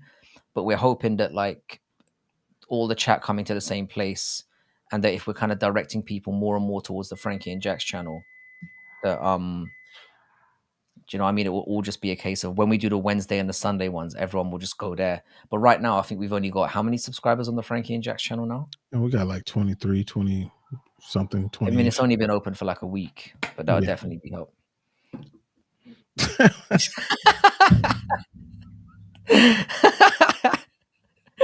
Uh, You know what? oh, You know what? That's actually kind of true from what I've seen. God damn. When I was around 10, 11, I traded in a game called Blood Will Tell to GameStop for around $10. Now it costs over 200. Bro, the inflation in the gaming Dang. market now is fucking mental. No, I appreciate you posting a link. I know, Weston, you've got the right idea. You Yeah, absolutely do. I appreciate the efforts. 100%. Because you are right. It will be way less confusing when we've got everyone in the same place. absolutely. And So, we'll be able to really do polls, like, because it's if everybody's on the different channels, it's hard to do a poll because if I'm going exactly. to do the poll, I'm going to do it in the Frankie and Jax channel. I'm not going to lie to you. Like, that's where I'm going to put it. Yeah. So if you do it in the, because we had that problem last time where we put up a poll and there were people in my channel and there were people in your MMA channel and they couldn't see the Hmm. poll. And it Yeah. was like, oh shit. What Yeah, the fuck is Juneteenth? Can someone explain this to me? I've never heard of this shit before. that's When did this interesting. become a thing? Um, like shortly after slavery, but Right. so, Okay. but it hasn't like it's just now become like a national holiday. So what happened is, so slavery was ended 1863. So Lincoln signs the thing or whatever, and when it happens, he signs and he's like, all right, go tell everybody, and they were like, all right, we will in a minute. And it took forever. And it took about, so he signed it in 1863. They didn't know in Galveston until 1865. So literally they had been slaves for 2 years extra. But don't you think it's crazy? Because I'd never heard about this before. Now we're talking about it in the UK now. It's suddenly just become a thing where it's like everywhere. You know, when people get a day off, they like to spread the love. But like True. it's been a thing here as long as I mean my entire life for sure. How you Yeah. doing, Christian? Good to have you back, man. Yeah, no, I was wondering what that was because I was like, I'm sometimes not the most in the loop individual. You know, It I is live in a funny to little me though. bubble. It is funny to me when people like in New York are like, you know, hey, it's Juneteenth, let's celebrate. Like, man, you didn't even know about this. Any excuse to have a day off and get bombed, I guess. I'm all for that. Like, Like, I'm yeah, all you for didn't know, that. bro. Yeah, they Most most folks folks in the did. US, yeah, They didn't know. I can see that. They didn't know. But like I've known I mean, I'm in Texas. I've known all my life. Yeah. Yeah, that's wild, man. But like I said, any excuse for a holiday, we'll take it all day, innit? We'll take it. We'll We'll take it over take it. here, man. I mean, I don't know what it is. I don't understand any of it, but hey, I'll have Take another it. day off to go Take it. with my 365 days off I usually get every year. That's all good. Man, you know, there's a holiday that well, it's not in Texas, it's not in the United States, but I think they celebrated in Canada for sure. But Boxing Day, like, have you heard of that? What do you mean but do you mean Boxing Day is in the day after Christmas? Yeah, like Oh, that's a thing, and that's been a thing in the UK. like I know, and we would see it on the calendar and be like, I don't know what that is, because I ain't never seen no boxing matches on that day. But Yeah, I don't understand the reference point for that either. I don't get that. See, I I grew up in an Irish family, so we call it St. Stephen's Day, which is more of like obviously a Catholic thing than an Irish thing. And I think if you want to piss an Irish person off, call it Boxing Day to their face. They get pissed. they get mad at that. Pissed, yeah, they get mad. And I think Boxing Day has to do. Let me see. Let me read. Oh, it's when servants, tradespeople, and poor traditional were presented with gifts. So it's That's not where as it in came from. boxing; it's in the things were in boxes. It's in the leftovers day. Yes. Yeah, maybe. So yeah, Weston's right. If you guys could click on the link and get over to Frankie and Jax, that would be sweet. Because you're going to see the exact same stream. It's just if we want to get polls up and do stuff like that, it would be much more useful if we had everyone in the same place. Yes, sir. For sure. And everybody Tupperware. for everybody that's on Twitter, if y'all want to be a part of the polls and things like that, jump over, use the link. Matter of fact, I'll drop the link on Twitter, and shoot on over to the Frankie and Jax channel. Yeah, that would be boss. That'd be boss. But I feel like now, after all the nostalgic movies that people have thrown at me, I'm gonna have a busy week catching up on some of these. Because there's some that I haven't watched in a while, and I'm like, damn, I need to get back. Like, I need to run that one. But like 12 Monkeys is a big one that's standing out for me because I'm like, I still don't understand that movie fully. You know, it's like when people say they understand Tenet. You know that movie Tenet? Dude, I I have to I go back still and don't watch it understand that again. movie. I have to go back and watch it again. Like it Don't was. bother, bro. I don't think there's any way of understand. Like, can anyone say they've seen that movie and understood what the fuck was going on? Because I still don't. Like, I try to watch it, and I consider myself to be not entirely stupid. I don't get it. Yeah, no, that I movie don't get it, is. and I'm not gonna try get it. I'm just like, I think Chris Nolan went too far for once. Hey, Crystal, high five. Crystal made it over. That's what's up. That's what's up. It would definitely be easier. Yeah, I don't know. Again with 12 Monkeys. It just had that. You know when some movies just have a feel that you just like. It's like with me in Blade Runner. Like I can just slap that on and I just feel like I'm back in the 80s again. It's how I felt with Everything Everywhere. I've seen that shit 5 times and I still don't understand it. That was another one that was like divisive, and the fact that it won so many awards as well pissed a lot of people off. So why is it winning so many awards? I don't know what's going on. I do not understand the movie.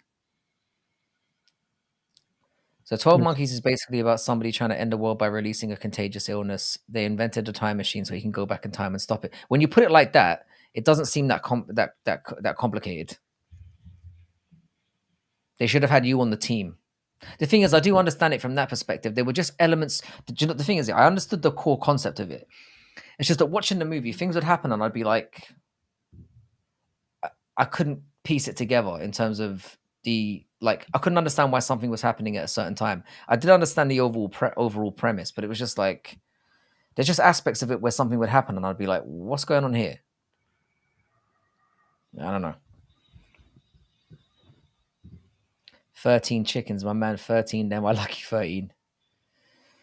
Yeah, I do need to. I think I'm going to give it one more go. But you've managed to simplify it beautifully. I'd love if somebody could do the same thing with Tenet because I do not get it at all. yeah, that movie was, and it was long too. Like Yeah, that made it a little bit difficult. yeah. I'm not a huge fan of Washington Jr. as an actor as well. District 13 was good. I do appreciate a good South African accent. That was another oddball movie as well. District 13, is that the one with the Aliens. yeah. No, I like that movie a lot, actually. It was crazy how it ended, to be honest. Yeah. The 13th Warrior. I remember seeing that one as well. Antonio Banderas has got a couple bangers in there as well. I do like me some Antonio Banderas. Yeah, he's good. He's real good. What is it? The movie that he did with the two chicks. That sounds like every one of his movies. Desperado. Desperado. Desperados is good as well. That's what I was thinking about. Yeah, Salma Hayek, because she's aged really well as well. Speaking of women who still slap, she still That's looks great. top of the line right there. The thing is with Salma Hayek, yeah, she's got a little bit of a jaw on her, but she works it well. She still looks fantastic. Yeah, she's got a bit of a big jaw, you know, like does she? Yeah, man. She's got a Raul Rosas. No, let's not go too far. It's not that bad. When you die, can I give your sword to my daughter? Whoa. Is that a Desperados reference? Selma Hayek has the best heavy naturals in the game. Yeah, she aged. Her and Halle Berry for me just aged fantastically. Halle Berry still looks great. She does. She does. Did you see the movie that the MMA movie that she did? I can't remember the name of it. Broke something. Hang on. Something like that. Bruises. Was it? Hang Yeah. on. I think it was Bruises. Hang on. Pregnant. Bruised. Yeah, it started off like she's not pregnant, bro. There's no way. She's like 60. There's no way she's pregnant. Yeah. You're definitely talking It bullshit. better not be. But if anyone could do it, she could do it. You know what I mean? Yeah, she can pull it off. She could pull it off. I think she's 50. She's not 60, but still, that would be No, some she might achievement. be 60. No, I'm pretty sure she's 50. The Habsburg jaw. That's what I'm saying. She's got a bit of a. Halle Berry is 57. Oh, it's a 13th Warrior reference. Halle Berry is definitely pregnant. There's no way. There's no way, bro. And I'm I saying really hope. that, and I mean, you seem very adamant. Yeah, like you did. Were you involved or what? Let's see Yeah, this. she was funny in Baps. The person as the co-star, I think she passed away recently too. But Baps was it was funny. It was a funny watch. I wasn't gonna watch it again, but it was funny.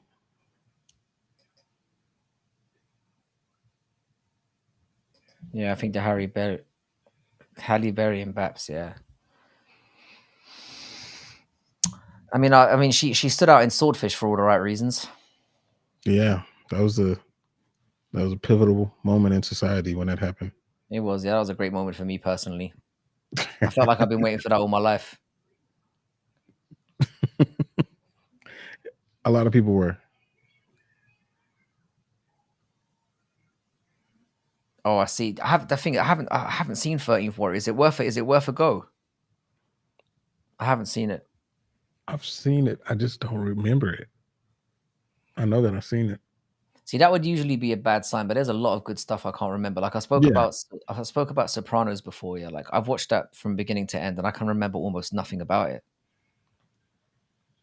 And I know that it was great. I know I really enjoyed it. But I'm like, I don't really remember much about it. Definitely watch it. I'll add that to the list. The next time you speak to me, which will probably be tomorrow, I will have watched 13th Warrior. Because you usually give good recommendations. I give you that. I'll slap on 13th Warrior. I've probably got it on a stick somewhere. Y'all ain't open minded to today's scientific advancements. The thing is, yeah, I've looked into it, bro, and I don't think she is. I know she was pregnant in 2014, but I don't think she is now.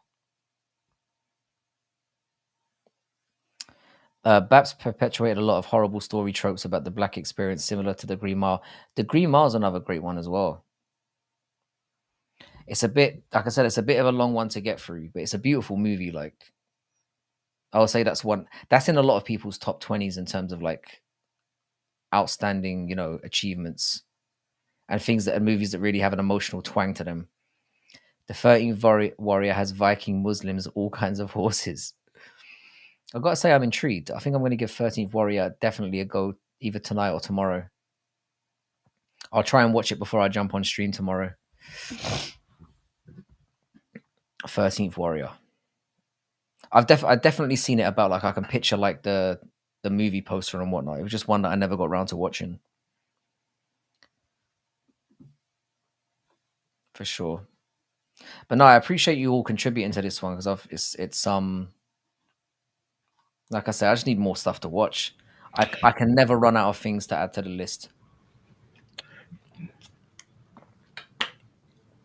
For sure. the Green Mile is gay.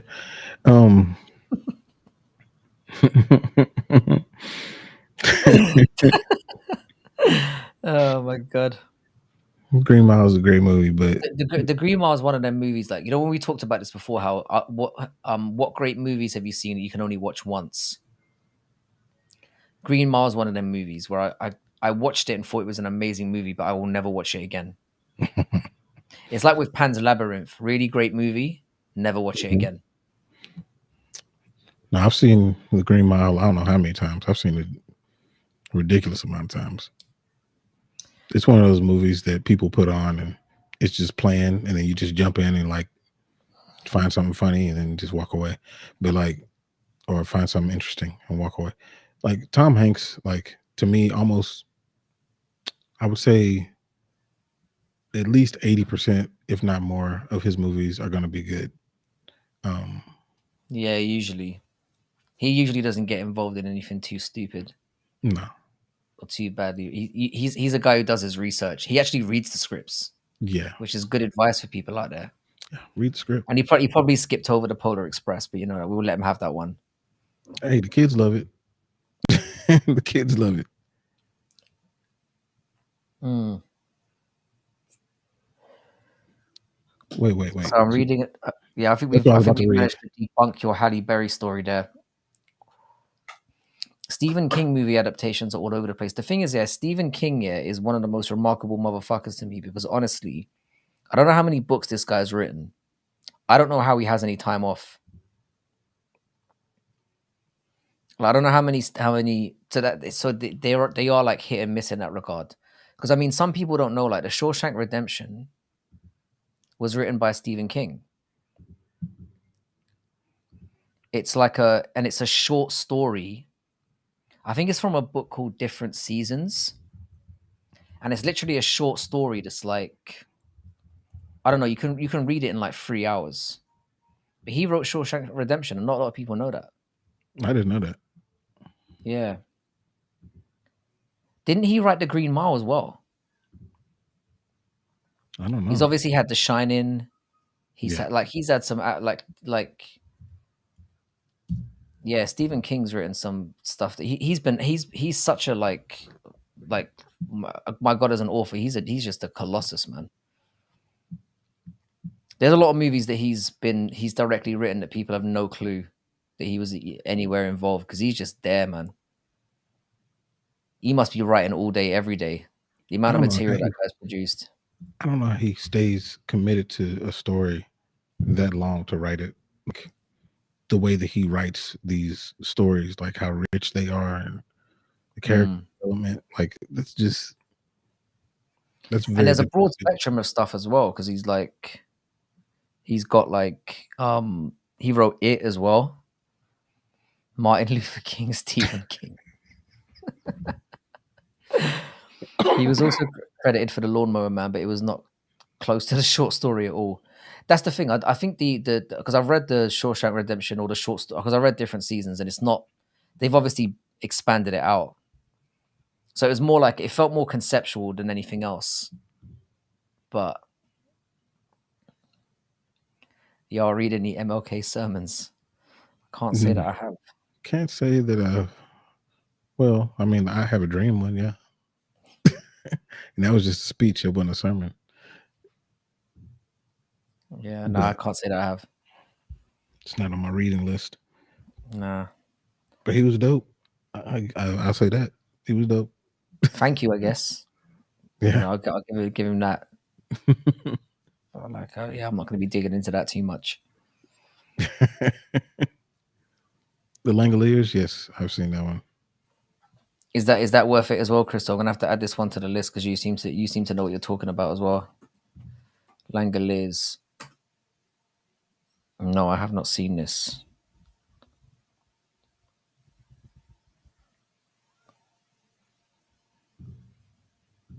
It's probably because it's a horror. Gerald's Game. Oh, yeah. Gerald's Game is very interesting. Very interesting. That's quite a again. I think it is. We've talked about this before. Yeah, I tend to avoid horror stuff quite a bit, because I'm a bitch. I don't really watch a lot of horror stuff. I'm easily scared. And I love horror. Love horror movies. Yeah, no, I could. Yeah, something I might have to get back into, because my horror movie knowledge is shocking. It's one of the one genres in movies that I don't really know that much about. Yeah, I don't know. Did something happen as a child to where you were just like, no, I We don't. can get into it. We can get into it. There was like, so basically, yeah, I was like I think I was 9, right? And I watched Scream. Mm-hmm. And the thing is, yeah, the night that I watched Scream, there was somebody in my area. There was apparently this psycho going around in my area slitting people's throats. Oh, And it just so happened that night, as a 9-year-old, that I watched Scream, and then so it just basically. And the thing is that I've gone back and watched Scream since, and I was like, how did I ever find this scary? It's fucking corny and stupid as fuck. But like, obviously, I watched it as a kid, and I was put off horrors for about 20 years after that. So whenever a horror movie came out, I was like, I'm not watching that. yeah. But I don't know who was letting me watch that at 9 years old. But you know, I'm not going to point any fingers. But there was definitely an error. Yeah. Nah, you The probably timing thing was just funny, and I was like, nah, that really shit me up. You shouldn't have been watching that. I figured it was something that you watched the Yeah, script there jam. was a. I was waiting for you to ask the question. And I was like, please don't ask the question. I don't want to embarrass myself. It just says it is. It is what it is. I mean, it had to be something, I was easily scared as a kid. Wizard of Oz scared me. bruh. No, I'm gonna tell you what Uh, scared me as a kid. Um, the Thriller video, the Michael Jackson Thriller, seriously, bro. I I was feel better scared now. out of my I mind. feel better now because at least Scream was out there to actually make you shit yourself. Whereas like the Thriller one, it's like I don't know if that was the aim. Do you know what I mean? I don't think that was the intention. Yeah, no, I couldn't take it. Chucky scared the shit out of me. I think I did watch the Child's Play movies. They were. I remember it scaring the shit out of me as well. The original one, the very Mhm. first one, that fucked me up. I Yeah, watched it and Scream around the same time. It was like a back to back situation. I was like, God damn, yeah.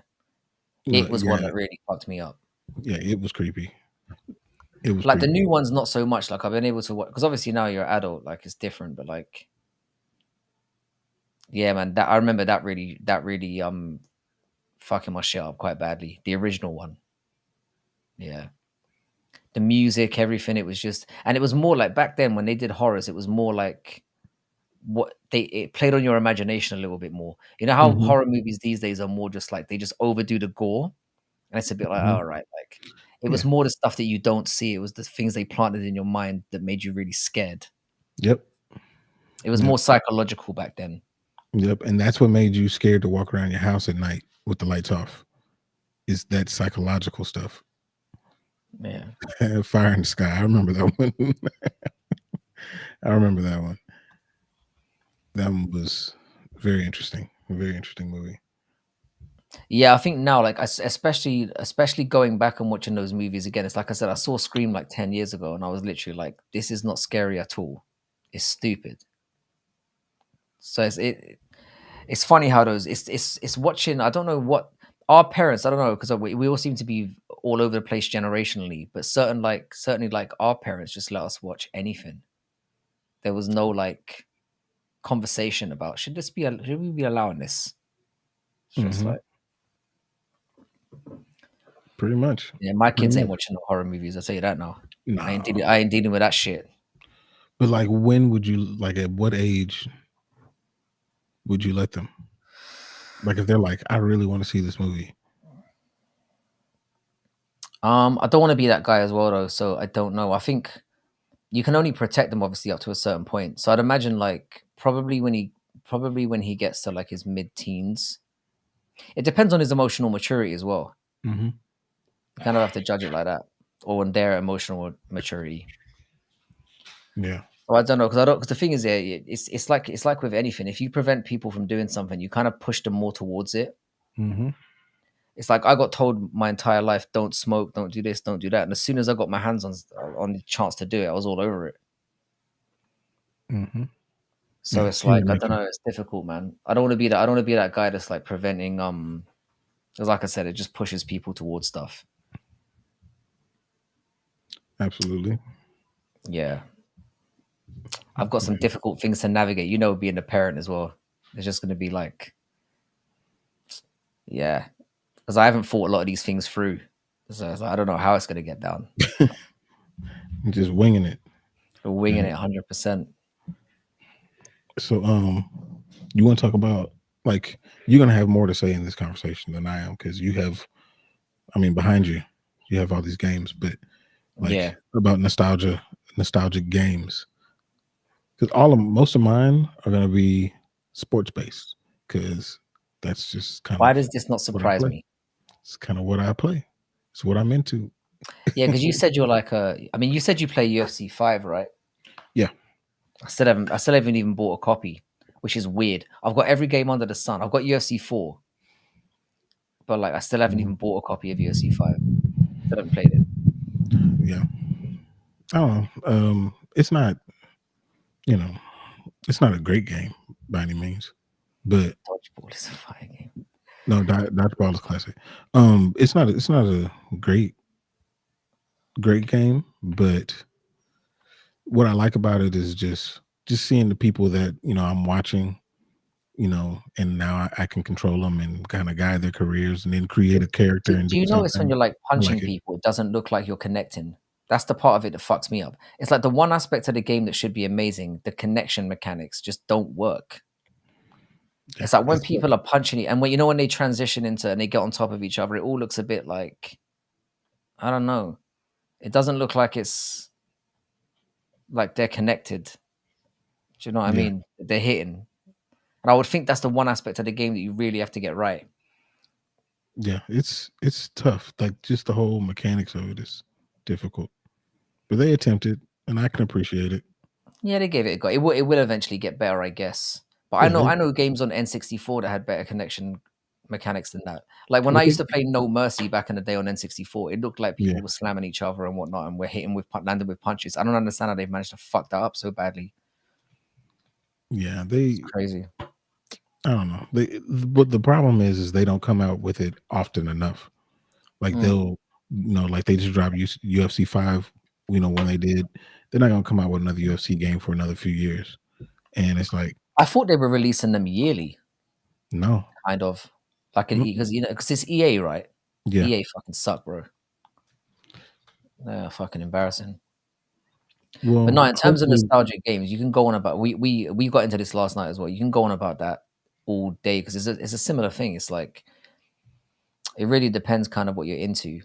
Like I yeah. played a lot of like I was more into single player games. I didn't play a lot of like I wasn't really a major multiplayer guy. So I was mainly into things like RPGs and stuff like that. So I was more into like my Resident Evils, my Zeldas, um, you know, like Metal Gear Solid, those kind of games. I played a Hmm. lot of Mario's, I guess, as well. Um, the kind of typical ones. I mean, we spoke about this yesterday on stream. I would recommend to anyone if there's a. We were going to talk about like this in terms of games that I play now. The game that I get the most hours out would be Hades and the recently released Hades 2, which is like a beta version of that game. It's perfect for my age because it's like you can just pick it up and drop it for 20 minutes, but it's like the gameplay is amazing, the story's fantastic. Like they've just and like I said, it's something you can pick up because it's one of those run through games where you basically you have a run through on levels and then you die and then you go back to the start. But then you've added stuff to your do you know what I mean? Hmm. You add different experience points and you can add to your weaponry and all that kind of stuff and you learn more about the lore and all that kind of stuff. But it's a game you can just pick up and drop. So if you're somebody who plays games regularly, I would recommend Hades 2. It's really good. I go for What that one. what what do you play that on? What console I or play it on the system? Steam Deck. Oh, Steam Deck. Okay. Yeah, so like you can get the original Hades is one of the best games I've ever played, and you can get that on everything. You can get it on PlayStation, Switch. You can get it on Steam, obviously as well, and it's Hmm. cheap. The thing is, that Hades 2 is $15 Dang, that's cheap. now, and it's literally like you can get endless replayability out of it. No, they should not bring esports to the Olympics. That would be fucking ridiculous. Yeah, no. Esports is not the fact that they call it sports is fucking ridiculous. They are not. I don't even have to say they're So, not athletes. Let's not even go there. It's horrible. no, yeah, they're not. But no, NCAA 25. It comes out in July, and I've already reserved it, so I will be playing it for sure. What is the series of NCAA games? Is that It's college football. That is college the football? best, in my opinion. The best. It's better than Madden. The And old Maddens I liked, like what but the new happened? ones haven't been as good. Like they just you can only go so far with these things, but like the thing is they aren't progressing. Like they've kind of gotten stuck. I feel like the game hasn't gotten better since 2000, since 2020. Honestly, Mm. it hasn't gotten better. It's been kind of recycling the same game, maybe add a couple of features, but same game. Don't get me wrong, I buy it, but but I'm not happy when I buy it. Is what I'm saying. But I get it. I play that, and of course, I play.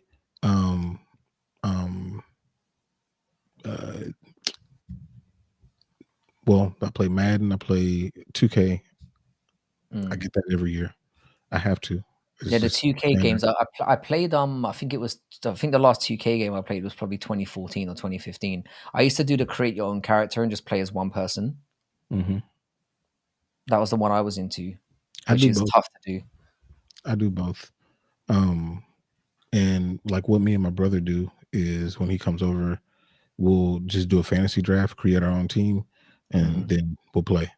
Does it get nasty where someone tries to stick the controller down up someone's arsehole when they lose? Do you get that in your No, house? like you know what, like with me and my brother, like we don't really talk a lot of shit to each other. We Mm, really don't. We never really have. We're extremely competitive, mm. but I mean, we just don't do a lot of talking. Now to other people we would, but like to each other we really don't. Yeah. Um, With sports games, you can't really go wrong because the good thing about them is like again, it's that pick up and play aspect. And when you get to a certain age, sometimes you just want to jump on, have a game or yeah. two, Hmm. and just get about your day. Whereas now, I still love Final Fantasy, for example, was a series that I always loved from a young age, and they're still releasing games now, but I don't have time to sit there for days on end, um, and get through like a 100-hour game. It's Yeah, just not it is feasible tough. anymore. It's tough, but like I mean, I play every day. Like when we get finished with this chat, I'm gonna jump on GTA for sure. Like I play I every day. still, I, s- I still can't believe you're running out. I mean, I know they've continue to expand it, but I imagine when GTA 6 comes out, you're going to lose your shit. Because I'm definitely going to Absolutely, jump on it as well. absolutely. I am gonna lose it, and I mean, I'm gonna lose my shit when NCAA comes out too. Um, Mm. like I'll be off that day. I probably won't stream that day. Fair play. I'm gonna be consumed. Like that's a big deal for me. Like uh Tats is saying, like it's dude, it's an elite game, and it's been gone for 10 years. Mm. I feel like when GTA 6 comes out, we can get a community thing going and get everyone in that because it's a Me and game that my you can play with like 50 people, right, or more. dude, me and my son Get have been everyone in talking there. about possibly doing a channel for GTA 6 for real. Like Imagine it's a if it's big like deal. FIFA was gone for over a decade. Yeah, Yeah. football game, like football games or soccer games, as a lot of you Americans will call them, have been terrible for years.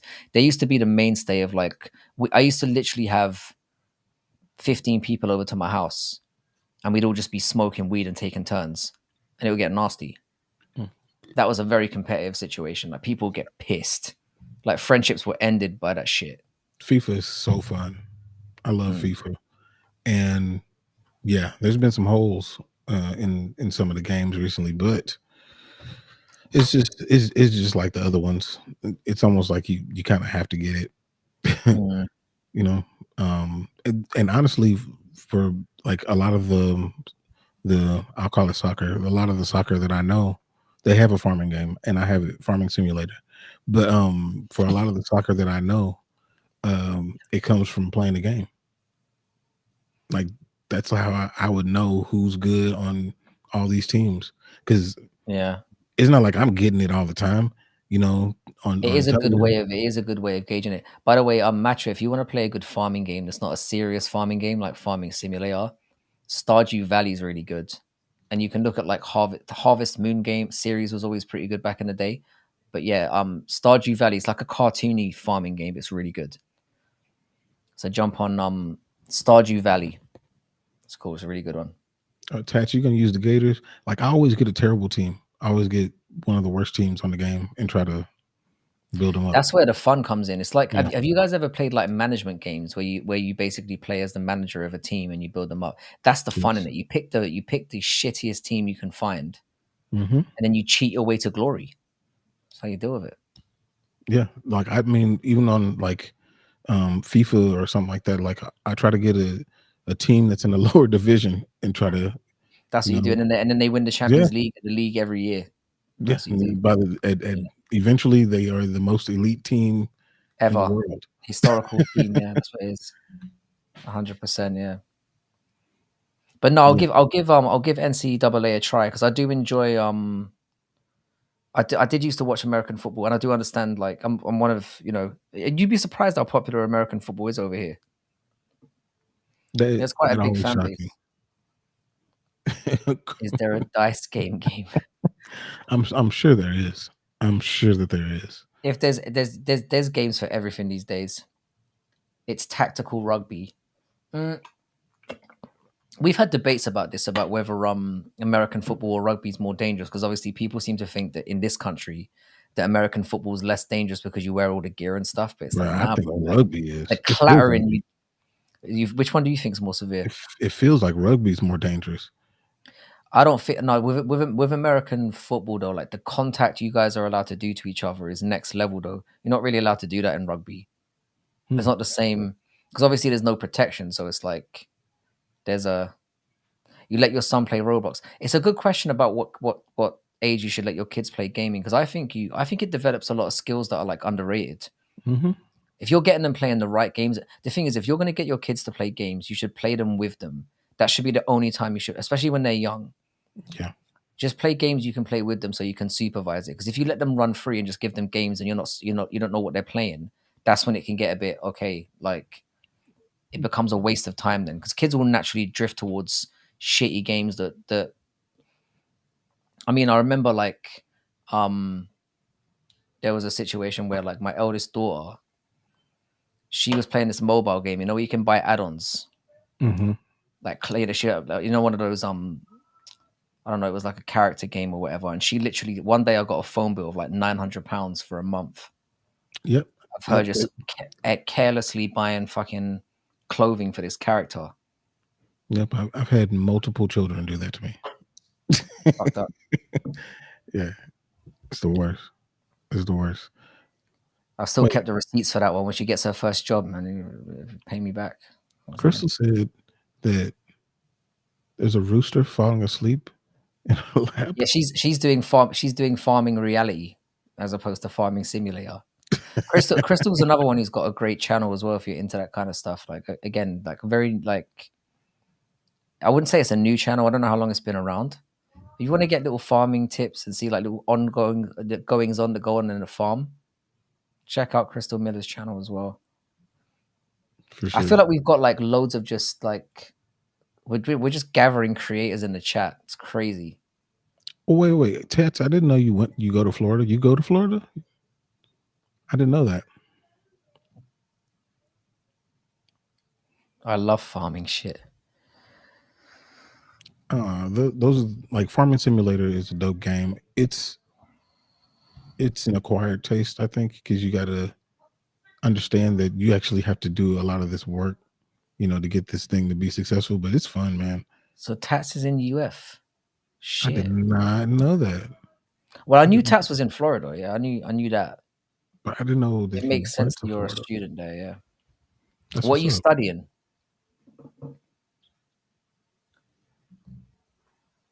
Have you gone to a Florida LSU game yet? I'm assuming that you have. Florida LSU games are lit.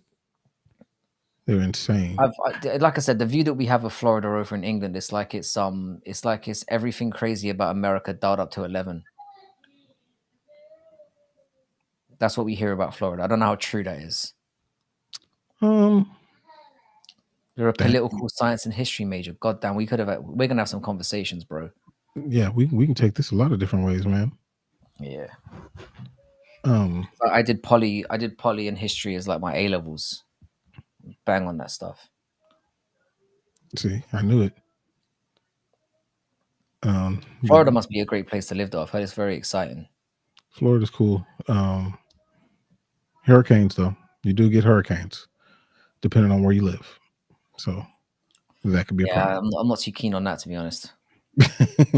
I'll let that go. I'm used to the mild British weather where basically nothing happens here. We get no earthquakes, no torrential, nothing. It's just very meh.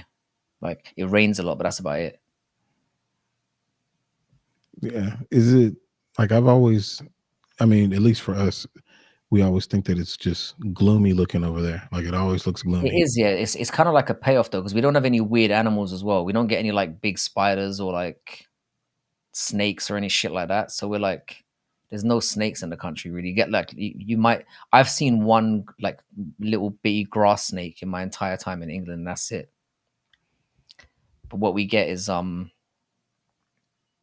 Sweet, yeah, we'll definitely check that out. Crystal Miller's channel is great, and she confirmed that she is in fact a female, which was, you know, when people say they're females online, it's like, nah, there's no females Yeah, on the internet. They don't exist. yeah, it's true. I was But like, no, it's true. I think it was No, it's Matchwood true. that said that yesterday. I was like, there's no women on the internet, or maybe it was Aaron. I can't remember. There's no females out there. Nah. And CJ jumps in here from time to time, so she's clearly Yeah, a that's true. woman. That's true. Yeah, he's never gonna let that go. The black woman is at that. He was asking Woe Black Betty to post foot pictures yesterday, and I'm like, that's a 6'4" white dude. Like, It's like, you no, about we to don't get want to see some, that. not the feet that you expected. I think he's 6'2". Yeah, it's like that's not the nah. Yeah, he's a big dude. I wonder where his name came from. I think he mentioned it. It comes from shit. It was from a character or something. He'd have to confirm that for me, but he did address that. WPP is an ebony goddess. Oh, for fuck's sake. Oh, He's man. gonna love that when he comes back in. His name came from the song. That was it. I knew it was something. I knew he did address it. Like we talked about it on stream at some point. Mm-hmm. Yeah, he's definitely addressed that one. Yeah, I gotta mod him too. So Western is modded, Aaron is modded, Matto is modded as well. And so is Aaron as well. I modded Aaron in my I modded Aaron in my channel Yeah, recently. Western's modded everywhere. He's probably the he's king like mod of super YouTube. Yeah, I've got a running theory that Western's an AI. He's just he laying might the be, groundwork. the dude is like everywhere all at the same time. He probably jumped to another chat and he's gonna be back. That's probably what happened. Like the dude is everywhere at the same time. I was doing a test on the channel, like when we first had it going, and he popped in. He was popped in there instantly. Yeah. It was a test that we did, wasn't it? The first test we did when we were going to go live for the first time. That time too. It was another time. He just popped in. He was like, "Hey, what are y'all doing?" I was like, 60 seconds. What the fuck you guys up to? Like, oh, goddamn. Like, wow. like, dang. Quick to it. That was fun though, because it did obviously help us to answer some questions. So first of all, can you hear us? Can you see us? So that was like helpful. For sure. Oh yeah. So it's a blue song. Okay. That makes sense. Yeah, my channel is a weird one, man. I don't really get the I'm very hit and miss of the notifications because I get a lot of people coming in saying I didn't get a notification. It happens, man. It's weird. Oh, you Not know consistent. what? So let me see if I can pull this up. I know we talked about this a few weeks ago, but we never really got to dig into it. But like, I'm curious if y'all are gonna watch the Olympics. Because you know what, like the Olympics, for at least for me, but at least everybody I know, it's a big deal. Like, we find whatever sports we're into, and we're gonna watch it. As it's track and field stuff for sure, because that's the sport I did. So, or one of the sports I did. So it's a big deal. But like, I'm curious. Like, is that something that y'all are into at all?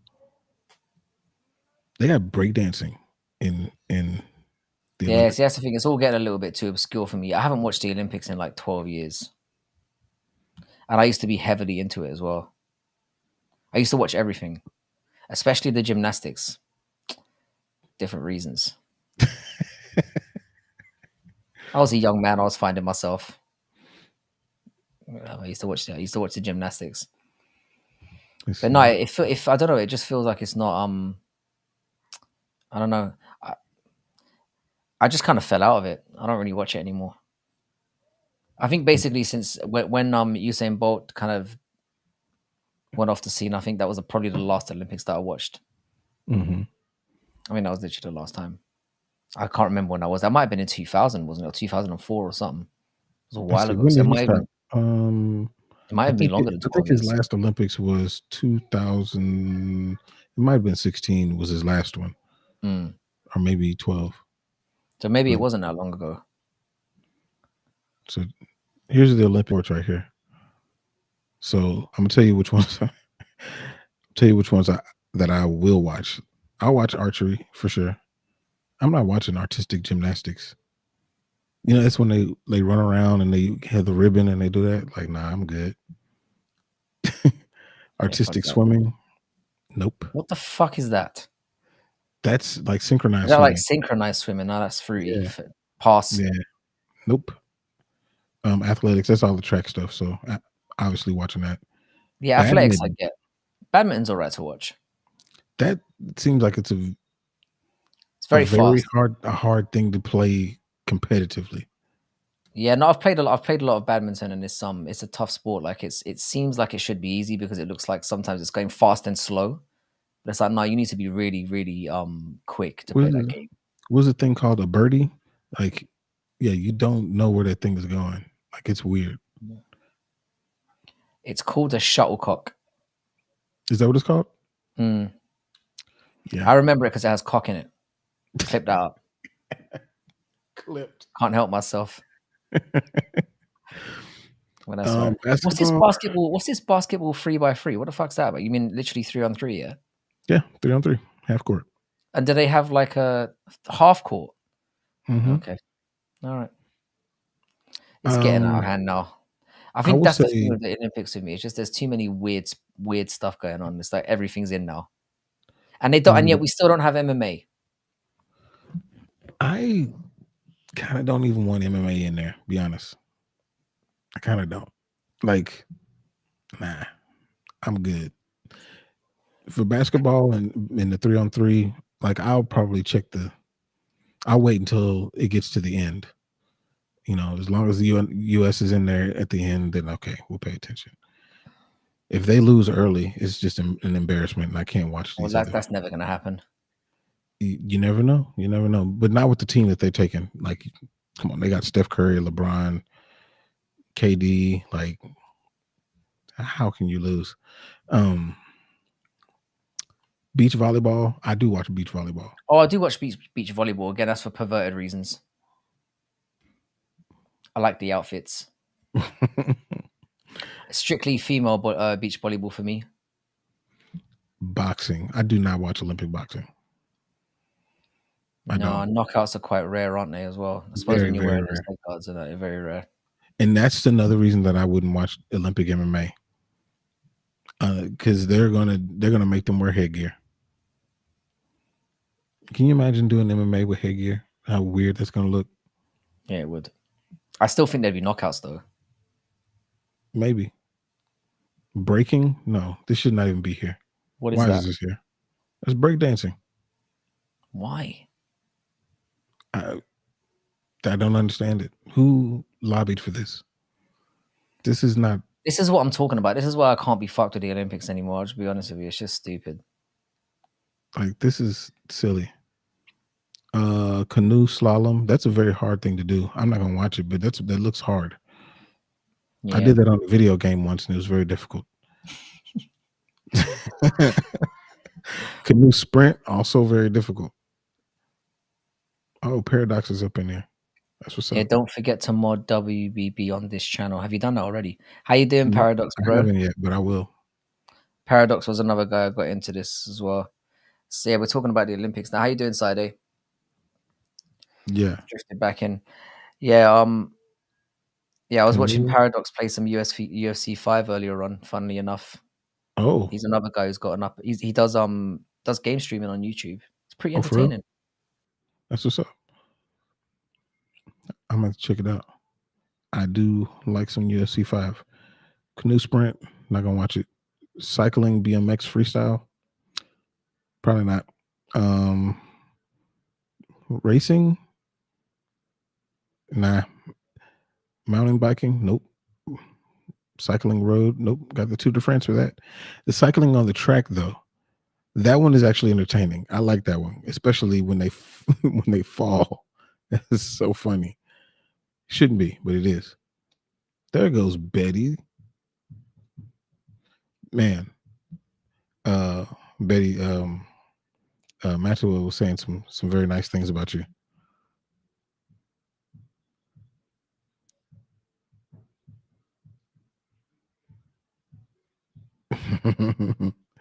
um, let's see what else we got up in here. So, oh, they called it football for you. They called it football, so that's legit, I guess.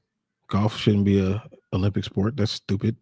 Um, handball. I don't even know what that is. That like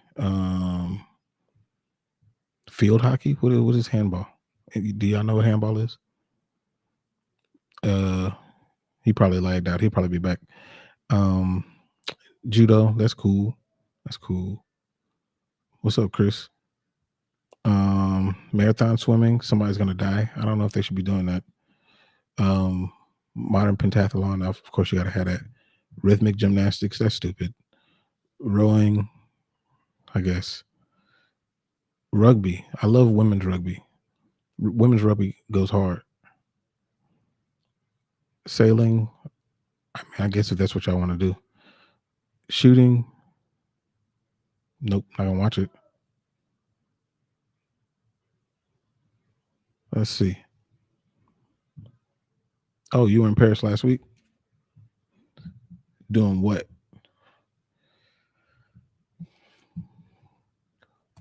Man, I appreciate y'all jumping in from the ITP raid, man. That's what's up. I don't know where Frankie went, but I'm sure he'll pop right back in. You know, it's super late for him. What's up, man? Hi, milk. Oh, go ask mommy. She'll get you some milk. No, daddy. Go ask mommy. No, daddy. Go ask mommy. Not mommy. Living. That's what's up. Let's see. You asking about what's going on this weekend? The fight this weekend? Daddy. Let me take a look. Milk, daddy. Because I haven't placed a old crazy wager like y'all have. I can't get you milk, bro.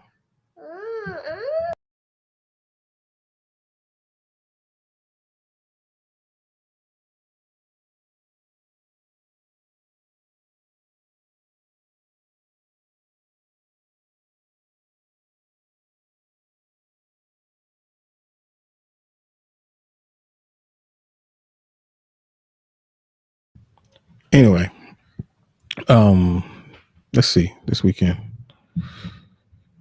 First of all, Robert Whitaker should be knocking out Ikram probably by round 3. I don't think Ikram's gonna last.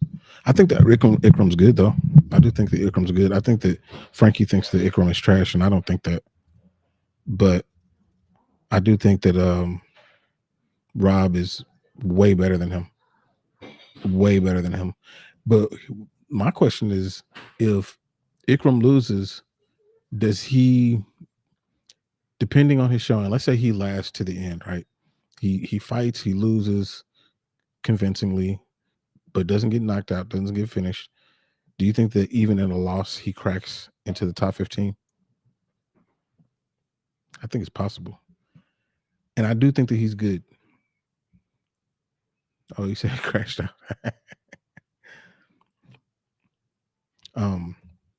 Let me see. Let's check out this card.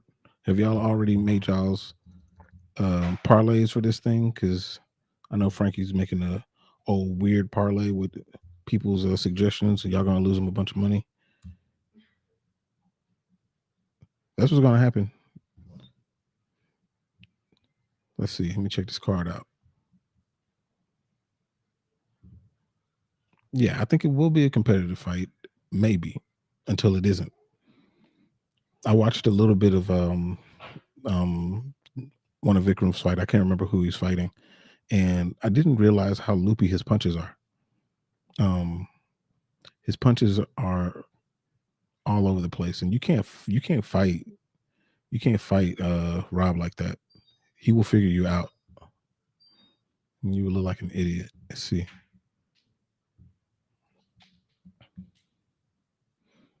Let's look at this card.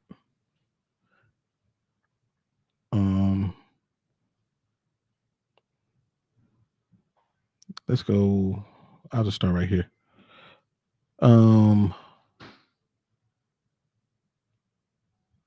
you're right.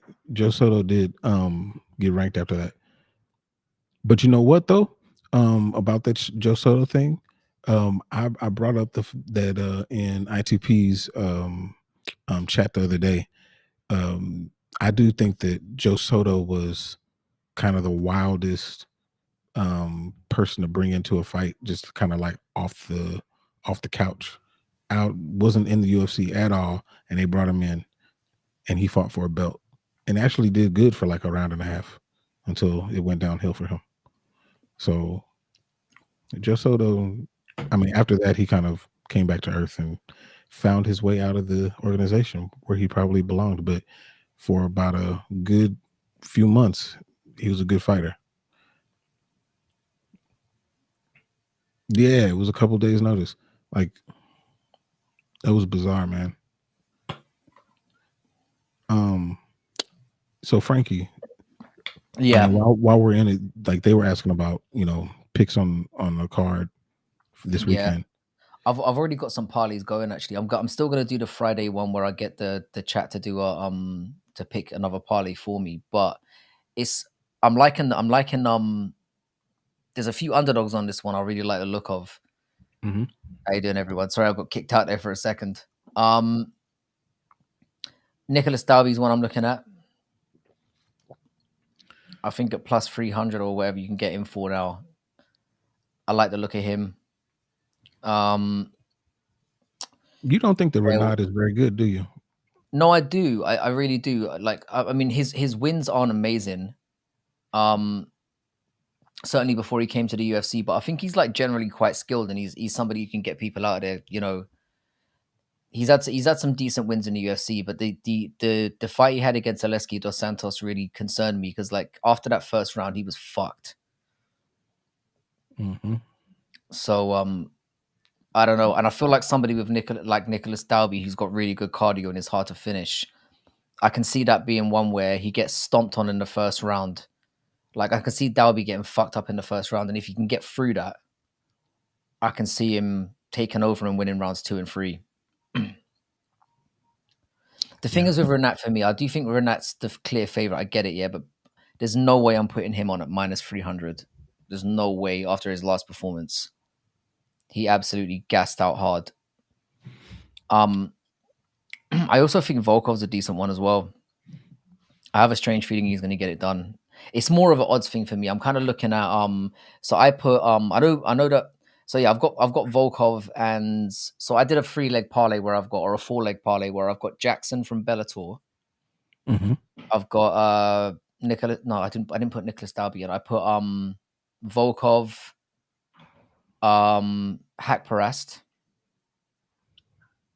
and there was another one as well. Hang on, let me just double check what I did.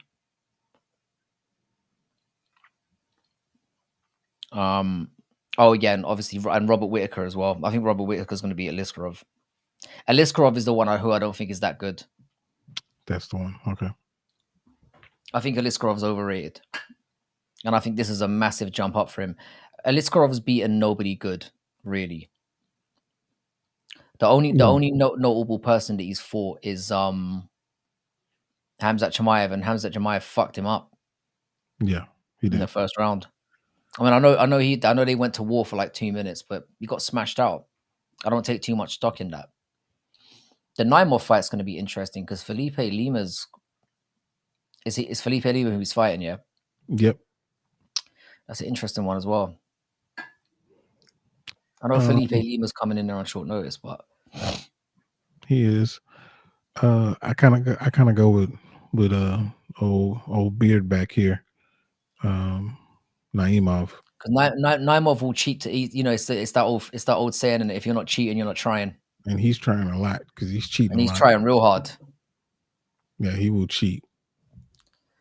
He will Yeah, cheat. no, the Pavlovich one for me is like the reason why I'm kind of going for it is like I just think that he's way.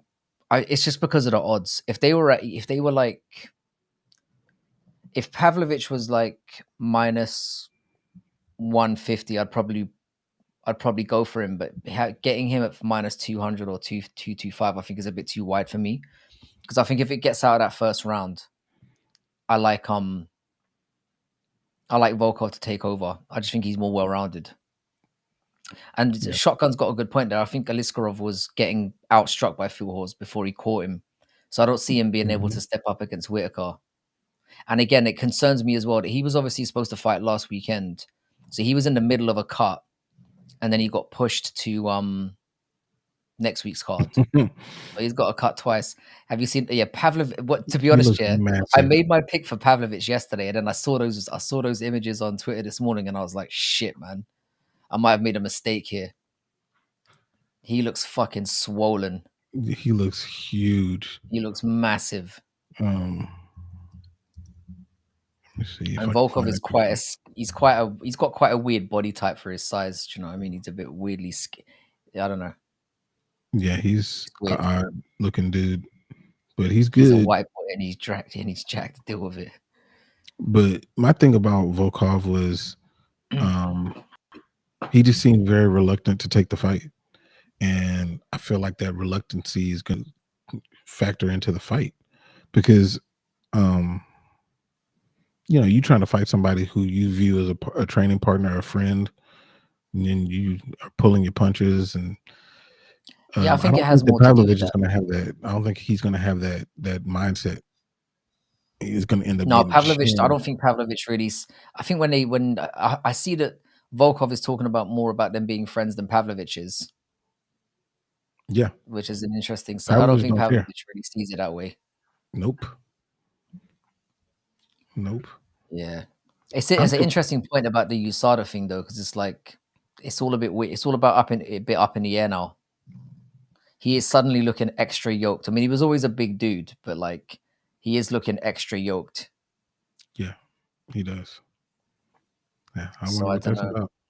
But this fight right here, this Nasrat Haqparast and Jared Gordon, Mm. I was kind of surprised they made this fight. I feel like Nasrat is like considerably better than Jared Gordon. I view Jared Gordon almost like I view maybe a little bit better than what's that fool's name? I can't remember his name, but Jared Gordon to me is not on Nasrat's level. Not even close, to be I feel honest. like Jared Gordon's riding that "I got robbed by Paddy Pimlet" train. He's ridden it to death because if he'd won that fight, he wouldn't be he still wouldn't be getting the fights that he is now. I think it's one of those ones where people just still like, and that shine is rubbing off a little bit. You know, it's like that's basically what he's known for, getting robbed, and that's why he's Yeah. got more fights on that Russian stake. I The mean, thing is, it's a and great card. It's a great, and I'm in a bit of a weird situation here because I'm going to be live in the crowd watching a crappy Bellator card trying to get a signal. That's what's going to be going on for me. I didn't realize that these two fight cards lined up at the same time. I thought I was landing the Bellator card on the card that happened last week. I thought I timed it perfectly. This is an what interesting time does one. it go on? What time is the Bellator? It's the same time. It's on at the same time. Like in the middle of the day? Well, Yeah. for us. Well, it starts at I think both cards. I think the UFC card starts a little bit earlier. The prelims do. Mhm. So I think the UFC card starts at like 5 p.m. my time, and I'll be going to the event at Bellator at about 7. So by the time, there's definitely going to be a big overlap for sure. Yeah. But you see, I'm kind of wondering if I should just if I should just turn up for the main card because I'm literally not going to give a fuck about the prelims on that Bellator card. Paid to go see Bellator. Yeah, I know it's crazy. It's because it's in Dublin, and I'm obviously from Ireland, so I figured it was a good excuse to get back over there. And it's because Jason Jackson's fighting. I'm a big Jason Jackson fan, so I figured this might be the one opportunity I get to see Jason Jackson on this side of the world. What's that trip like to get there? It's nothing. It's a 45, 50-minute plane ride. Just wait outside the venue. They'll give tickets. I'm telling you, you can still buy tickets for it now. You can still buy front row tickets for like 20 quid probably. It's bad. No, That's but crazy. Irish fans are very lazy when it comes to buying tickets. Like they usually wait until the last week to kind of pick stuff up. So I'm not even sure who's on the rest of the card for the Bellator card. I know that obviously Jason Jackson's fighting, and that's about it. I didn't even look I at the rest of the saw card. it and I was like, I don't know half of these people. I watch Jason That's Jackson. just a Bellator thing, and who knows who any of them are most of the time. Like it's yeah. But I figured I'd go and have a nice night out in Dublin and just because like I said, Dublin crowds they're good to they're very knowledgeable fans, and it's good to be in a. It was mainly because of that. If it was a Bellator, because Bellator was in Newcastle like a couple of months ago, and it's way easier for me to get there, and I was like, nah, I'm just not feeling it. Mm-hmm. Like, but as soon as the opportunity came to get an excuse to go over to Ireland, I was like, yeah, I might as well. And Jason Jackson, I was like, yeah, that's two good enough reasons to jump over there. So I thought, why not? Did you see Metroid Prime 4 got announced? That game's been in the works for a long time, bro. I'm almost over it. It's gonna be good when it comes out. I mean, I love Metroid games; they're great. But yeah, I'm definitely gonna play that when it comes out. It's gonna be a sick one. Metroid games are always top level, and I don't mind that they take their time, I guess, because they always turn out to be good. Daniel Rodriguez and Kelvin Gastelum. This is another one I'm very confused about because like Kelvin Gastelum should technically be better. I don't think Daniel D-Rod's a very good fighter, but Kelvin has not been doing very well lately. He's looked terrible. Yeah, this is a loser leaves town match, in my opinion. It's gotta be. Whoever loses should be gone. Yeah. And I mean, I don't know. Yeah, D-Rod was ranked. D-Rod was was. 16-0 at one point, wasn't he? Yeah, I wouldn't be surprised if D-Rod beat him. It being at welterweight again is kind of because Gastelum still looks fat at welterweight. I just can't understand it. I think he just carries body weight, at whatever weight. He could drop down to And lightweight. D-Rod's not Still look exactly a pudgy. svelte welterweight either. No, he's not. He could probably get to lightweight as well. No, he's So, not. so as a matchup perspective, it kind of makes sense. I get why the UFC did it. It's like, who could we match Kevin Gastelum up with, who's equally doesn't take his nutrition and his body type as seriously? I don't know. We'll go. That's where it came from, surely. Kelvin said it himself. It's a loser leaves town match. That's a depressing thing to think of. That's bad. We've been saying this for a while though on this channel. Like, they should make that official. They should just have pink slip matches where it's like, boom, like we will pay you double your show money, but if you lose, you have to fuck off. Like contract terminated Immediately. Like, go back, grab your stuff, and walk out of the building. That You would don't be even get to watch as the rest of the exciting episode. as. And they literally, instead of handing them a belt, they hand them the pink slip and just point to the exit. That would be as exciting for me as a title fight. Sniper in the crowd takes the loser out.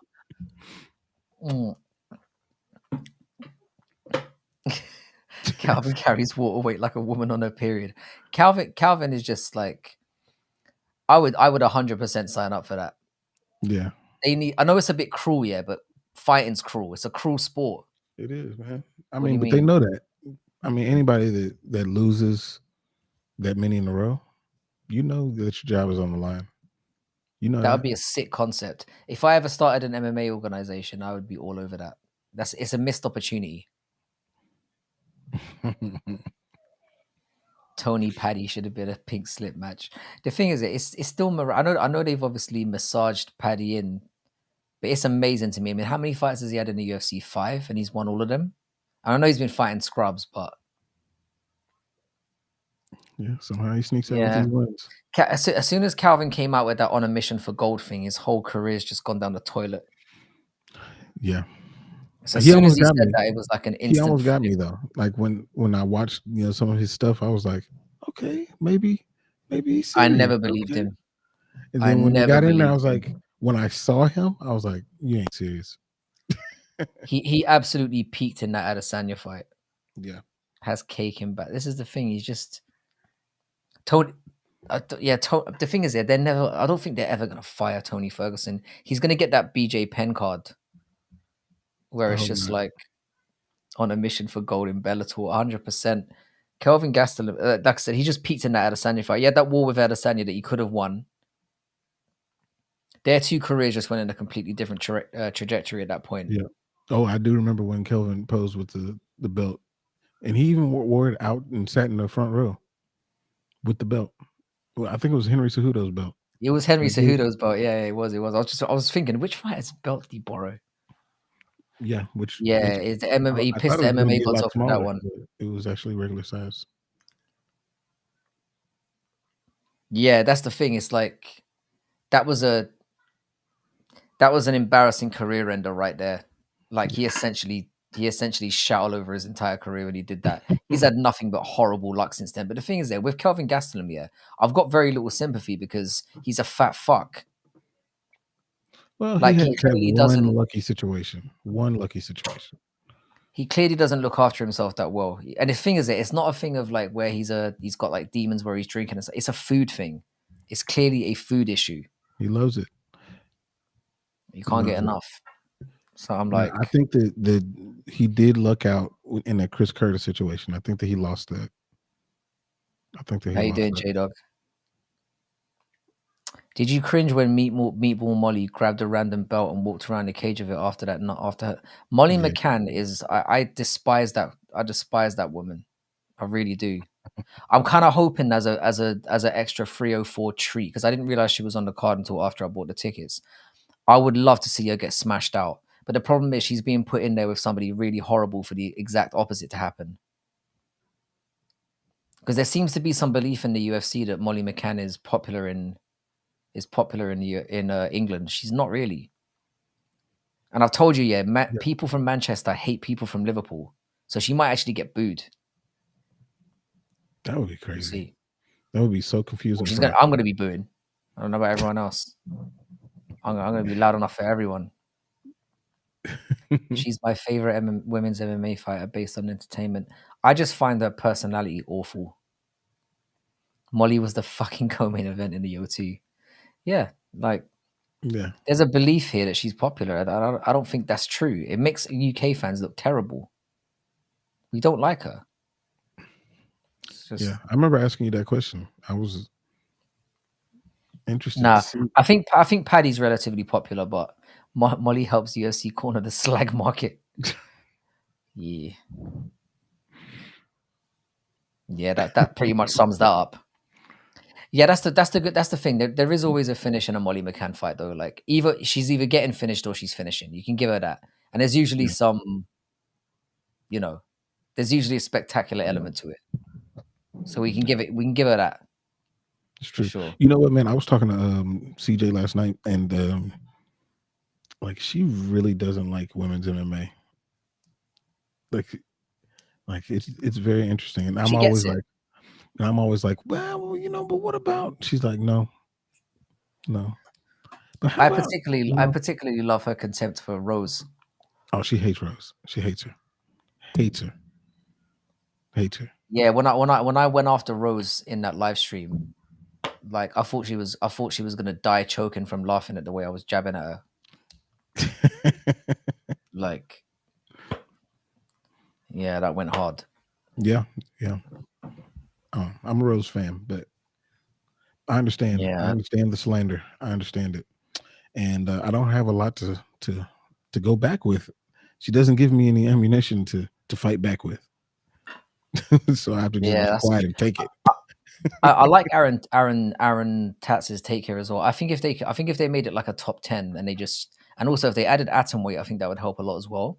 Yeah. If they made it like a top 10, the talent pool in women's MMA is not strong enough to have a top 15 in any division. No, yeah, probably so. I think that's, or you could get for a Dagestani woman, you could get like a transgender situation going on. You just get one of those lads to slap on a wig and jump in there and I would pay to watch that. Just watch a dodgy looking Dagestani woman jump in there and just destroy everyone. Just mow through every division. I'd pay for that. Wait, I'd go for that. wait. I'd go for that. And the thickest husband. Oh, Matcha is sounding more like me every day. You're rubbing off on me. I think they're doing it to keep the feminists off their back. Other than that, they ignore it, and women don't even watch it either. I think there's a surprising amount of women that watch MMA, to be honest. More than you would think, but less than they think there is. There's an element of that going on. 2 belt. Wait, you think Makayev is going to get 2 belts? Like, you talking about UFC belts? Or you talking like replica belts? Like, he can probably purchase one with, something like that. I I can thought you were talking appreciate about that. going to some kind of like the Gucci store Yeah. and buying a couple of like. Yeah. Not actually like winning them. That's a good point. They watch MMA, they just don't watch women's MMA. That's a very good point. I'm with you there in both flyweight divisions.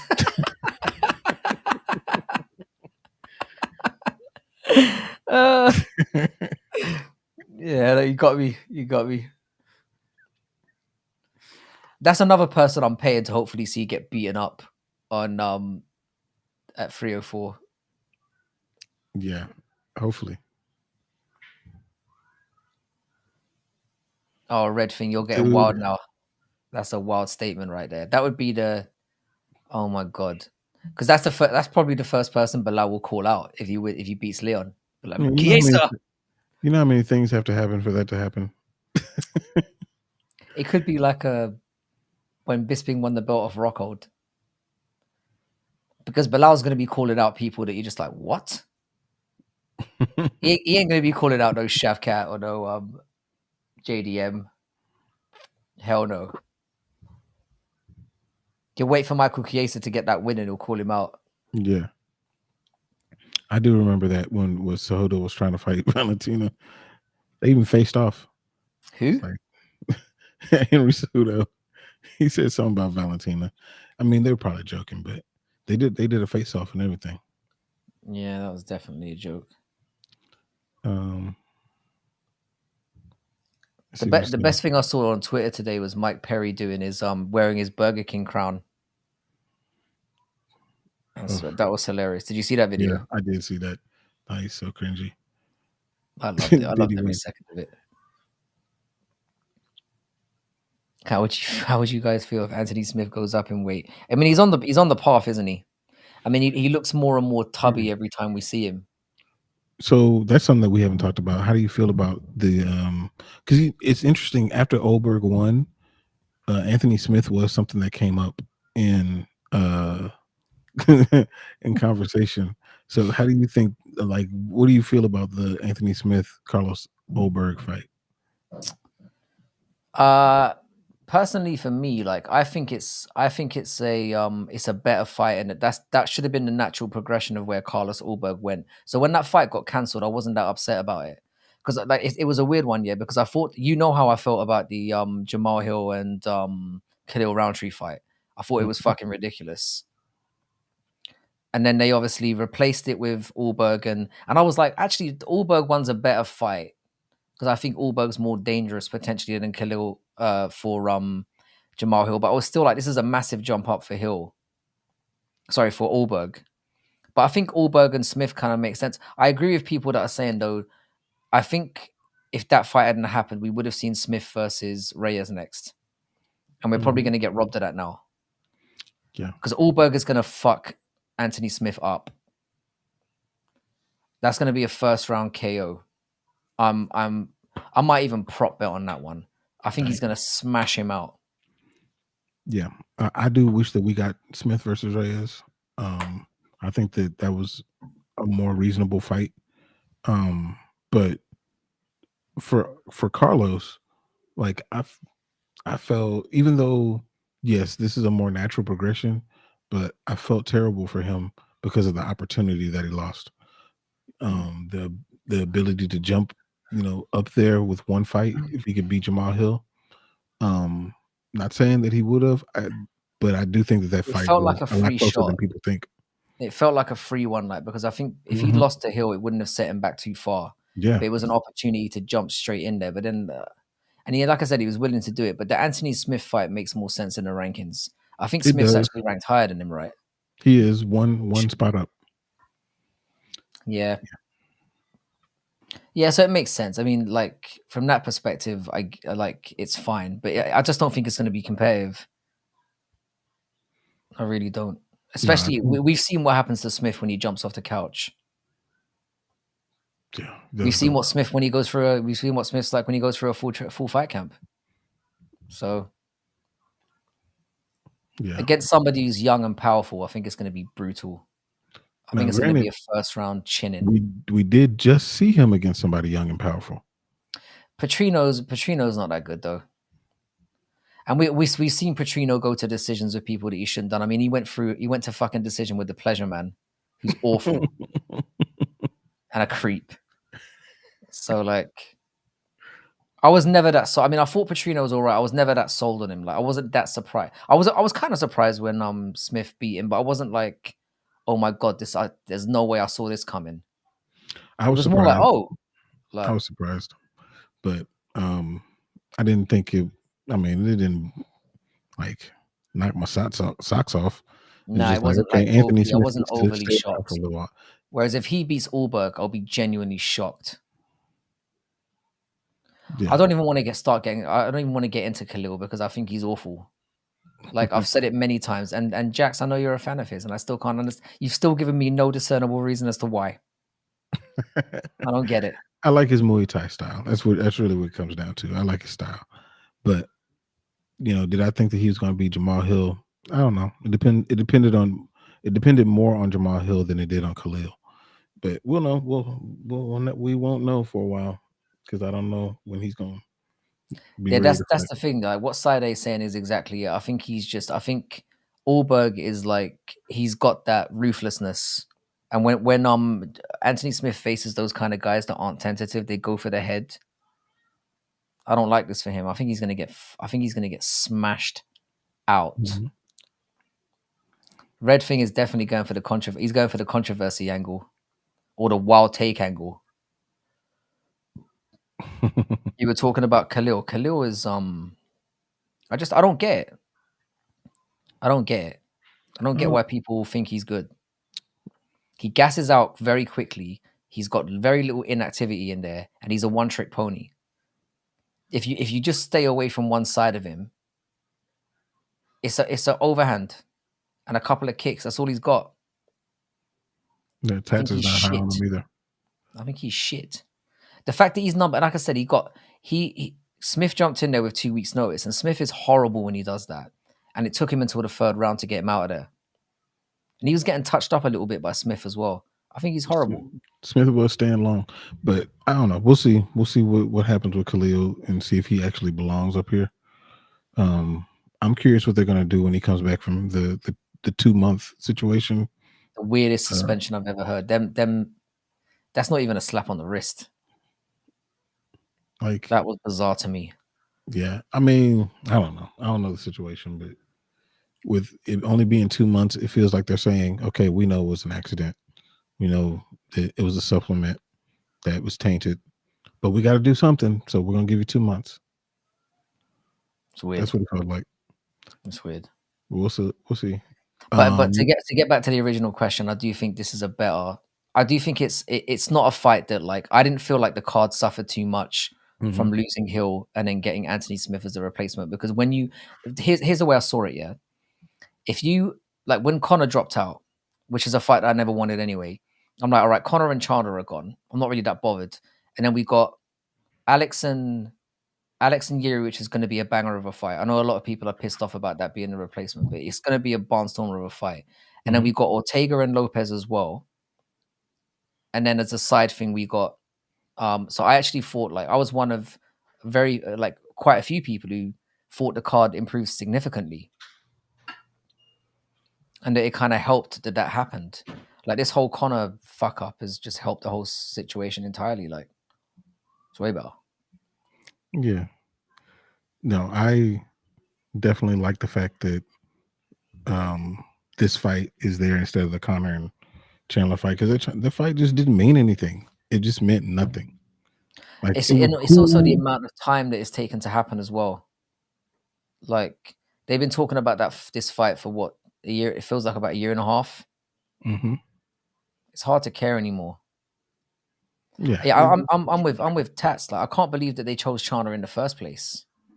It made no sense. I think it's mainly because I've said this before as well. I think it's just because they think that that's a person that Connor can potentially beat, and the UFC really wants Connor to get a somewhat notable name who's very beatable for him. Yeah.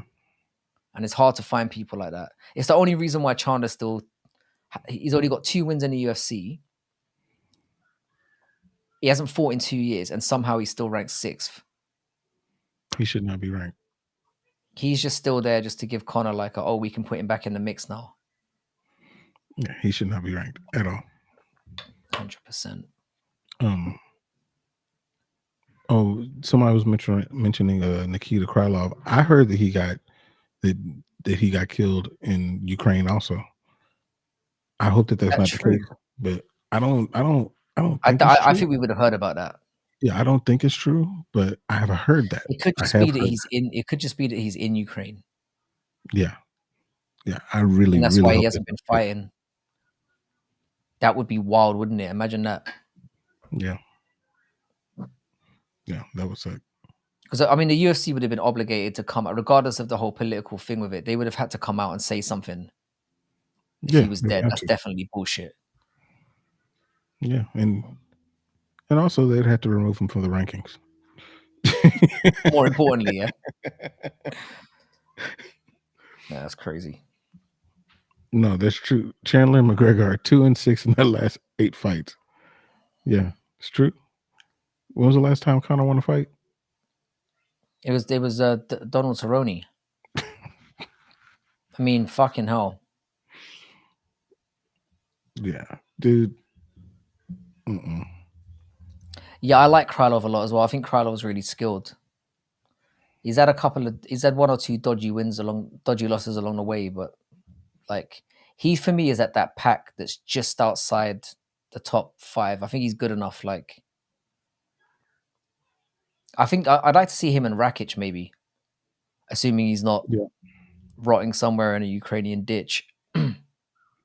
Yeah, Rakic, he looked good for a little bit against Yuri. He was looking really good. And then Yuri just walked through his shots, and then Yuri is going to end up having a Tony Ferguson type of meltdown at some point. Yuri. Yeah. Yeah, it's just the way he fights, though. He's definitely he's going to go on a Dominic Reyes. I think a Dominic Reyes type run, where he's just going to get chinned out a bunch of times. Roundtree versus Rakic wouldn't be too bad. Yeah, it makes sense ranking. What you've got to put Rakic going back now. Yeah, he's got to fight somebody from like, and I think he'd beat Roundtree comfortably. Yeah, I think he would win that fight. I think that's when the size part would definitely take, because Rakic is longer than he is, and I mean the dude, even in the Yuri fight, even in that loss, he showed the type of power that he has. And if Yuri just didn't have that, special needs chin, like he would have got knocked out too. But he's different. He's different. It's kind of I'm kind of interested to know what people think they should do with Ankalaev as well, because I don't think he should get a title shot. I've been getting shit on this on Twitter for like the last several weeks here. I don't think he should be getting a title shot. I really don't. I think they should torture him and make him fight one more person. Because he's a bruv. Like, if you all you've got to say, yeah, is in the last 2.5 years, he's had a draw with Yan. He should have got DQ'd with Walker, and then he went in there and fought him again. But he's basically in the last 2 years, he's fought Walker twice, and one of them should have been a DQ. Yeah. And he's telling Alex when to fight him, which is wild. And congratulations, exactly. And congratulations, you beat Johnny Walker. Who hasn't? Johnny Walker is the ultimate meme of getting knocked out. Like, he's the guy who's like, he's probably had the most viral knockout. Do you know what I mean? On both sides. But mostly for being the guy who gets knocked out. Ankalaev versus Firing Squad. Yeah, I don't get why this guy thinks he's just entitled to get a shot. It's crazy. Yeah, he's definitely acting like it. Like, he acts like he's the champion. Like, no, I don't want to do this. No, I don't want to do that. No, you'll come to Abu Dhabi in November. That's when we're gonna fight. And it's like, fuck you, man. Yeah, I don't know who you think you are. Yeah, it's a weird one. I think he should be made to fight again. I think if you sit out for that long, and again, the wins that he's had have not been that great either. I'm not even saying that he's not good. He probably is like a realistic threat to to Alex, but I don't think he's at the stage where he's like, yeah, he deserves it. Like, fuck that, man. The thing is with Walker, yeah, they're gonna keep him around, yeah, because he's fun. He's fun. It's like with Tai to Ivasa and people like that. They're Mhm. not really in any real danger of getting cut because they bring that excitement level. It's like they're gonna get in firefights and they're gonna either get knocked out or knock somebody out. And you I keep don't those guys around. I don't know if they would run this fight back. I don't think that they would because of how ridiculous it was. But Ankalaev against Jan Blachowicz, nah. And I, I think Ankalaev should win that fight this time because Jan, yeah, he would. like you said, Jan is falling apart. Yeah, Yan shouldn't really be fighting again because he's had bad shoulder injuries on both shoulders. He's had major reconstructive surgery on, so he basically had the same situation that Yeri had, but on both shoulders. Yeah, yeah. I think he should call it And he's quits. 41 or 42 now. Yeah, he's again somebody who really, I mean, he won the belt and he beat Adesanya, which you know, so he's gonna have a memorable career, regardless of when he stops. Yeah, and has beautiful eyes. Ankalaev got dropped by Thiago Santos. Hill beat Santos better. Yeah, I wouldn't mind Hill versus Ankalaev. I wouldn't mind that. That's actually a Yeah, realistic one to get made. I can see that timing wise happening towards the end of the year. Because I honestly Ankalaev will think that wait for it. Yeah, I think if Alex Pereira beats Yeri, he's gonna look up to heavyweight, I wouldn't be surprised. potentially. Or he might just give Ankalaev the fight in October or November, and then if he's definitely going to go to heavyweight if he wins one or two more at light heavyweight. Yeah, that would be crazy. Alex might have a good chance against John Jones. This version of John Jones, maybe. But I This think version, maybe. I honestly think John Jones would just grab him and drag him down and just choke him out. That's what he's gonna do. Mm. That's what he's I gonna think do. he'd stand at distance of him for a minute and do exactly what he did to Cyril Gahn. Yep. Hmm. Yep. And I think it'd be over fast. Yeah, I said this yesterday. I'm kind of hoping, yeah, if Stipe was the guy, yeah, if he was really that guy, I wish he would just come out and pull out of the fight with John Jones and say, "I'm not fighting John Jones," and then I want to see what John Jones would do in that situation. Go sit right by Stipe. Like, well, if you're not fighting, I'm not No, fighting I'm you. not fighting too. I'm retiring now. That's exactly what he would do, isn't it? Yan is probably on a fat contract now, so it's hard to stop fighting. Yeah, I imagine Yan's probably getting $500,000 to show. And at his age, when you've got very little very little left, you might as well try and get one or two more in there. Yeah. Yeah, he won't beat Tom, but I'll tell you what, the paradox here, the reason why he should go for the Tom fight, he should go for whoever has the heavyweight belt, because nobody would expect him to go up to heavyweight and win, but if he somehow manages to win 3 belts, you're talking, he enters the GOAT conversation then. Immediately. Now, I don't think he would be the GOAT if he did it, but the conversation would be there. To walk into the sport and basically be there for 4 years and Yep. to beat five former champions in 2 years, which he's already achieved, and then to go up to heavyweight, if he somehow managed to pull it off, for him, it's worth the risk. Even fighting somebody like Tom, Yeah. which would be a very hard matchup for him. I think Tom would destroy him, but I Yeah. would Tom take would it. work him. Tom would do whatever he wants to do to him. But I'd take Tom it though. just can't stand with him too long in a comfortable space or comfortable range. Because if it's in a comfortable range for Alex, then now Tom puts himself in danger. So he can't let The his thing is, though, I ego don't know yet get in the because way. Tom is a legit 260. He's not like a small heavyweight, and No, he's Alex not. is never going to be like a filled out 260.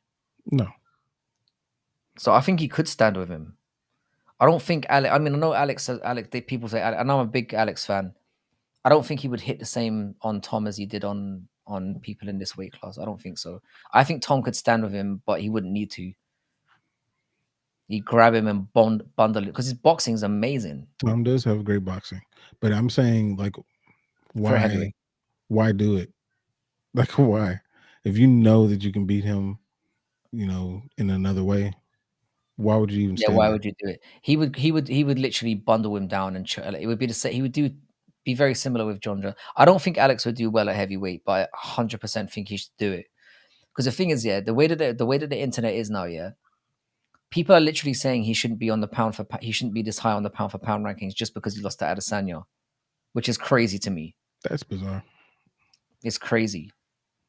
Like beat the guy 3 times. Yeah. I've said this enough about this week. Like that's been my main arguments I've been having on Twitter now. They seem to be Alex Pereira and Ankalaev related for some reason. Other people coming at me hard, but like like you've got to try. If you're Alex, you've got to give it a try Yeah. because he's got nothing to lose. The fans are always going to be like, "Well, you lost to Izzy. You got sparked out by Izzy. So why not go to heavyweight? If you get sparked out, it's not going to do anything bad for his legacy, really, because people are going to expect for him to get sparked out. But if he wins, my God, Yeah. There's and nothing he's wrong with earned taking it. a chance. If there's anyone in the UFC right now that deserves to go up another weight class and have a go at it, it's him. The short notice fights, the doing it like the wins that he's had, Hmm. I think the UFC would give it to him. Yeah, I think so. See, I'm sleeping on Alex Pereira's grappling. No, no, I'm not. Well, there's I been some think, footage of him training with Kayla Harrison and trying out like hip tosses and stuff. yeah, I saw that. That's cool, but that's not going to help you against Tom. Yeah, even if he got a shot at it, he'd be propelled into one of the greatest in the sport ever, and certainly in what he's done in the short space of time. Because people shit on his grappling, but it's a really unfair argument to make. He's not. He's only been an MMA fighter for 4 years. Of course, his grappling shit. He was a pure kickboxer for his entire career, and to go for me, what he's done winning those 2 belts in kickboxing, the two biggest, like the biggest kickboxing organization in the world, and then to come and get you 2 UFC belts as well within 10 fights in 2 years or 11 fights or whatever it is crazy. It's crazy. Yeah, No one's gonna ever do what he's done. I think they're not going to allow again, somebody else to do that. probably not. Probably not. And the thing is, yeah, it's a weird thing because obviously the fact that he had this association with Adesanya is what propelled him into this Hmm. situation in the first place. Yeah, like he So had I to can check see a why he lot of keeps saying boxes. his name. Had to check a lot of boxes for this to happen. Like a lot of Mm, things had to kind of fall his way, and he's just taking advantage of it. he fully has, yeah. I'd like to see him go for it. That's why as much as I love Yuri, I want to see him. I want to see Alex win this fight, and I do want to see him fight Ankalaev as well, just because, just so people will shut the fuck up about it. And then it all lines up. Tom hopefully beats Curtis, and then when he gets upgraded to full champion, there's no one really else apart from Gan, who I don't think deserves a shot either. He deserves one more. And Lucas Almeida, sorry, not Lucas Almeida. Well, Almeida called him out for Paris, right? Hmm. Gelton Almeida. Yeah. They should make that. Fuck gone, if, man. if it's up to Cyril, he's gonna say no. Cyril thinks that every fight he should be in, win or lose, should be for a belt. So if he loses the next title shot, it would be like, well, I'm gonna wait for the next time. He just thinks he should be in title fights for the rest of his career now. Yeah, it ain't like that. It ain't like that. But yeah, fighter testing their limits is what I value the most. It's the same thing. And Alex is the penultimate. Like that is just who he is. Like Cyril's gonna call out MMA Joy. Tom Aspinall grappling and Alex Pereira grappling are the same level of grappling. They just use it differently.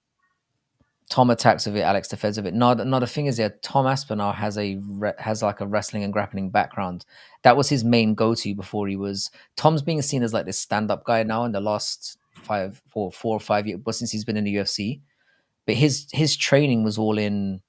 He's high level at grappling and jiu-jitsu, whereas Alex is nowhere near that level. Yeah. Tom has that background. He comes from a gym where he that was his main go-to in the early part of his career. That was the go-to. It was his grappling that kind of where if you watch early Tom Aspinall fights, there was very little throwing hands. He Yeah. would virtually go for takedowns almost immediately in most of his fights, and that's Yeah. how he ended up with his 3 losses. Funnily enough, because he got clipped. His dad was the first BJJ black belt, and that's what I'm saying. It's not even his wrestling's that great. It's his skills on the ground are fucking crazy. This is why everyone's so high on Tom Aspinall, because he's the first legit middleweight where you can look at him and say, "Yep, he's got everything. He's got everything to him." Yeah. Yeah. He's elite. You don't get that in heavyweight. So yeah, been hanging out with me little sister. Yeah, Tom's been grappling since he was 5 years old. That's what I'm saying. It's crazy. It's like there's levels to it. I honestly think he would destroy Alex Pereira in a round. I'm not even saying Alex should go up and he'll win. He'll be a triple-weight champion. But it's like as Tat said, man. Like even if he gets the opportunity to fight for a third belt, because I don't even think that's happened before, has it? No Nope. one's had the chance to fight for a third one even. Mm-mm. Nope. Do you think Ortega and Lopez is going to go to the ground at all? Oh, that's a good question. Because the thing is, yeah, Ortega's got a great chin. I know he got beaten up by Max Holloway and he's had some beatings in his career, but he's got a great chin, and I think Lopez is going to want to. As much as he's saying, "Oh, we're going to find out who the best BJJ guy is," Lopez is definitely going in there to try and knock him out. So I think it I depends. think it does go to the ground. I think it'll go to the ground. I think that Ortega's going to be the one that tries to get to the ground. Ortega's better at BJJ, definitely. Yeah, I watched a lot of Ortega's fights in the regionals, and he's obviously improved a lot since then. But I think Ortega's way better at BJJ. But I think what's made Lopez suddenly propel into something special is because he's realized he's got knockout power, and that's his avenue to success. He's basically got to catch Ortega and put him out and hurt him. I have a feeling Ortega's going to win this fight. I think so. It I would want be Lopez interesting if Lopez wins, but if Lopez wins, he's right in the mix. and they're going to want it too. Oh, they want it badly. Boy, They want it badly. Mavzar would be so upset. Because he'll jump over Movzar as well, won't he? He sure would. He would, which would be hilarious. I think it will hit the ground. I think if it hits the ground, it's Ortega all day. I listened to the True Geordie podcast, and it makes me sense why Tom is as good as he is. He talks about his dad making him work on simple footwork. Yeah, that's what I'm saying. That was a very interesting interview that they did, because it was very insightful in terms of looking at how Tom came up. Are you aware of the True Geordie, Jax? I'm aware of that channel or whatnot, but You don't watch much of it. I haven't seen that interview. Yeah, Or that's a good one. It was insightful in terms of that for sure. I'm gonna check it out. Having said that, I do think that Tom Aspinall, the prospect of him fighting Blades is it's more scary for me than most people are admitting. Blades is good, man. People sleep on how good he actually is. I mean, I think Tom should win, but Blades has a path to victory. He's not gonna get in there and get washed. Yeah. Do you think I'm kind of wondering about the Max and Ilya fight? I do think it's going to happen. I think it will be one of those, because they're going to market it as a belt versus belt. They can't miss out on that opportunity. It will be the first belt versus belt match in UFC, even though obviously the BMF isn't an actual title. They'll market it like that, like it's the first time when two belts are genuinely up for grabs, because they've obviously had situations where the featherweight champions fought the lightweight. We've had champions fighting champions before, but we've never had a situation where both belts are on the line in the UFC. Belts, a winner takes all type of fight. Yeah. I think they'd be missing out on a massive opportunity to do that. Yeah. And the fact that Volk is talking about fighting other people, like he said he'd throw his hat in the ring to fight Poirier at the end of the year, and that kind of stuff, tells me that the UFC is veering away from doing that rematch. Yeah. I think Give it's going to be Volk I some think they'll do time. Holloway and Ilya, and I think they'll do it in. I think they'll do it towards the end of the year. Holloway versus Oliveira. Again, it's a rematch. Oliveira got hurt in the first one, but for what? Like, Well, I the thing is that mean, you could classify Oliveira as a BMF. Like he falls into that category. sure, He's yeah. that kind of guy. You could make that, but I mean, people will I'm watch it. It'll be certain a they're big gonna fight. do. I'm Yeah. certain they're gonna do him and Ilya. It's gonna get enough, and I'm not too keen on it because, like I said, I don't want to see Holloway going back down to 145 again. I want to see him. I'd rather see Holloway and Oliveira at 155 than Holloway and Ilya at 145. Yeah. I Kind mean, of. I would rather Holloway stay at 155. If they did it at 155, I wouldn't mind seeing that. Him and Taporia. Hmm. Holloway wouldn't do that. I mean, He I basically say just be wouldn't. defending. He just be defending his BMF Yeah, belt, and that's it. yeah. He's like, no, I want the other belt. I already Yeah, got no, this one. I think they'll do it at 145, and it will be a winner takes all situation. It is gimmicky. It's stupid. It's stupid, but they, for some reason, a majority of the fan base seem to think it's worth something, so they're gonna roll with it. But I love Holloway. There's a lot of fight. It's like what Jax was what you were saying about wanting Holloway to beat Gaethje that bad because you could literally put him into so many matchups now. There's so many Mhm. things you can do with Holloway. Yep. You could do Holloway Makachev. You could do Holloway Ilya. You could do Holloway Oliveira. There's loads of fights you could put him into, but it seems to me the one that makes the most sense is him versus Ilya at 145. Yeah.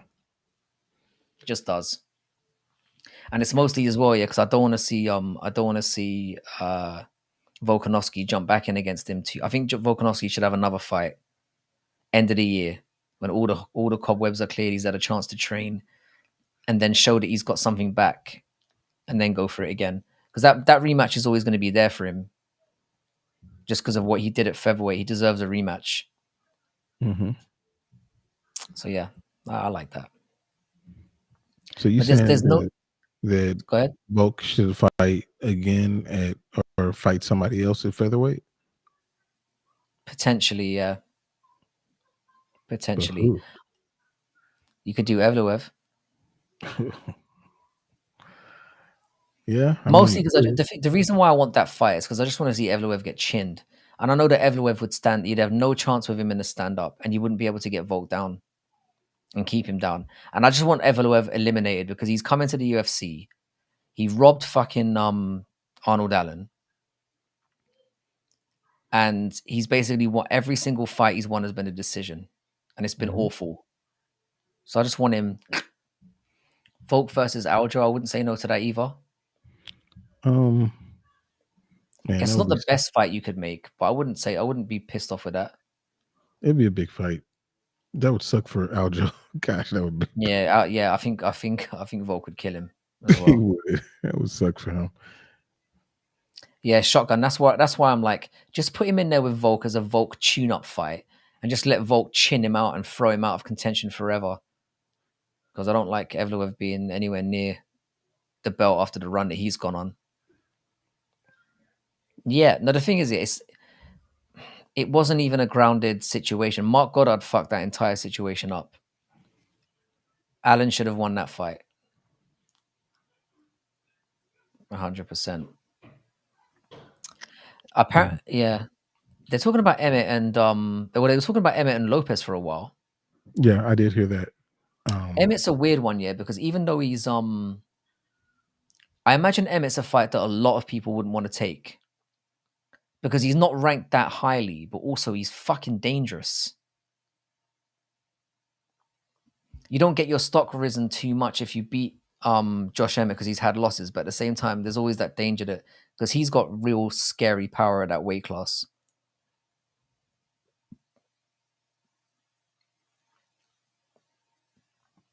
Yeah, I'm with you, Tats, on this as well. Like Volk was firmly in my goat convo for a while. We had a conversation about this yesterday, and I don't want to see him get battered as well. I'd rather see him have a winnable matchup first to see that if he's still got it, and then we can talk after that. Yeah, I don't want to see Volk go out like that, getting like coming off 4-5, not knowing when to stop and getting battered a few times. I don't want to see him go out like that. I'm 100% with you on that. Yeah, again, paradox. I don't think you're wrong. I wouldn't be upset with the Aljo and Volk matchup. I just think there's other things you could do with him. I think with Aljo you can. I wouldn't mind him doing Aljo and Evloev as well, as boring as that would be. That's the one I want. Just get that over with. Cancel one of those dudes Just out. get one of the wrestlers out of there. Yeah. Exactly though, Aaron. I would ruin him right now, and I'm 37 myself.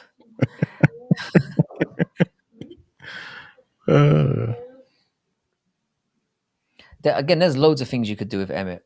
Emmett's one of those guys. He's in a very weird spot. 'Cause I think he's what, seventh, and he's had losses against guys above him. I mean, he should have lost to Yeah, he's Qatar, seventh. but he's lost to a few guys. You can't put Emmett in there with a top 5. But yeah, I'm genuinely scared for him. Like the way he looked in that Ilya fight, like I never thought he'd ever go out like that. I thought Volkanovski was it wasn't feasible to knock the guy out. So I'd rather see him, like I said, just put him in there with somebody like Evloev, have him fuck him up, and if he looks really good, then you can maybe, again, 6 months after that, maybe get him into another title fight or whatever. But I'd hate for him to get in there with Ilya again and get chinned out. I'd hate that. I hate everything about that. Emmett versus Ige 2 after both their KOs is actually a really cool matchup. Yeah, I don't mind that either. Have they fought before? Have Emmett and Ige fought before? I quite like Ige as well. I'd probably favor Josh Emmett in that matchup. But Ige's another one who's got an ironclad chin as well. Yeah, he beat Dan Ige before in a unanimous decision. I wouldn't mind seeing that again. You think Evloev beats Volk, bruv? You're definitely talking bullshit. Yeah, Ige's tough as nails, man. He's tough as nails. Ige's a very tough guy to finish. Really tough guy to finish. I wouldn't mind seeing that again. They might as well, because they're both lower down the rankings. It was controversial. I wouldn't mind seeing that rematch. Definitely not. I'll take that. I wouldn't mind doing that. Featherweight's kind of, again, it's in a weird place as well, though. It's not as bad as the situation at lightweight, but there's some sorting out that needs to be done in that division for sure. And Ilya needs to get into a fight soon because it's the whole situation with him starting to get a bit annoying as well. Just book the fight with Max and get that done, and then let the rest of the division sort of sort itself out. Are you talking about Ilya hoarding the belt over there? Yeah, being very greedy with the belt. Yeah, he is having a world tour. Yeah, I don't blame him. Listen, guys, I'm 145. 55 best in the world is about to take over UFC. If you want any light people reference. Yeah, fair play. I just don't like that. There's a lot of divisions that are in a lot of limbo right now. It's kind of funny that like middleweight seems to be the most where there's the most options. And welterweight's really stepped up. I would say middleweight, welterweight, and bantamweight are the divisions to watch at the moment. That because it feels like there could be movement in any of those divisions. You could get a new champion in any of those divisions. Yeah. Yeah, there's definitely a transition going over. I mean, bantamweight's just way overstacked. It's incredible how stacked bantamweight is. Yeah. But I think welterweight's good as well. Because at least welterweight's not that stacked from top to bottom, but at least you've got JDM there, you've got Shavkat there, you've got potentially MVP, you've got Gary. There's fighters you can see getting into that are viable title contenders moving forward. Whereas in featherweight, there's virtually nobody. Yeah. You're 37. You're almost as old as me, bro. You getting there? Let's see. That's a great synopsis right there. He said middleweight, welterweight, and flyweight on the up. Bantamweight is great. Lightweight and featherweight are on the down, and light heavyweight and heavyweight. So that's pretty much it. Yeah, that pretty much sums up the whole Pretty situation. much it. That pretty much is it. Yeah, you nailed it. It's taken you 4 seconds to type up what we've been blabbering about for about 2 hours. So good for you. That's a good one. Yeah. I'm still cheesed off about this Adesanya rematch, but if he gets chinned out, I'll be very happy.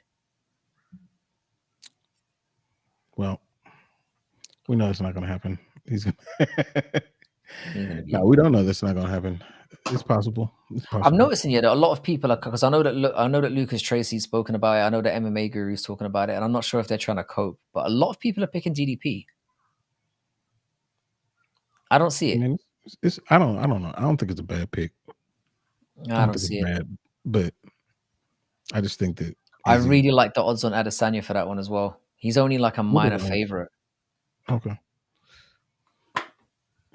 Yeah. He's like a minus 150, I think. I mean, you've got to take that. You've got to take that. Yeah, I think that in my opinion, Izzy walks out with that belt, 3-time champion. But if DDP like that wins, that guy's made me miserable so many times. I don't think he's done doing it. That's my feeling. Like, I didn't want him to beat Costa. I didn't want him to beat Whitaker. I didn't want him to beat Romero. Like every fucking time. I didn't want him to beat Alex the second time. You can't see it. He's back on his African giant. I can see that. I don't see him subbing him for whatever reason. But I could see it. I could see him KOing him.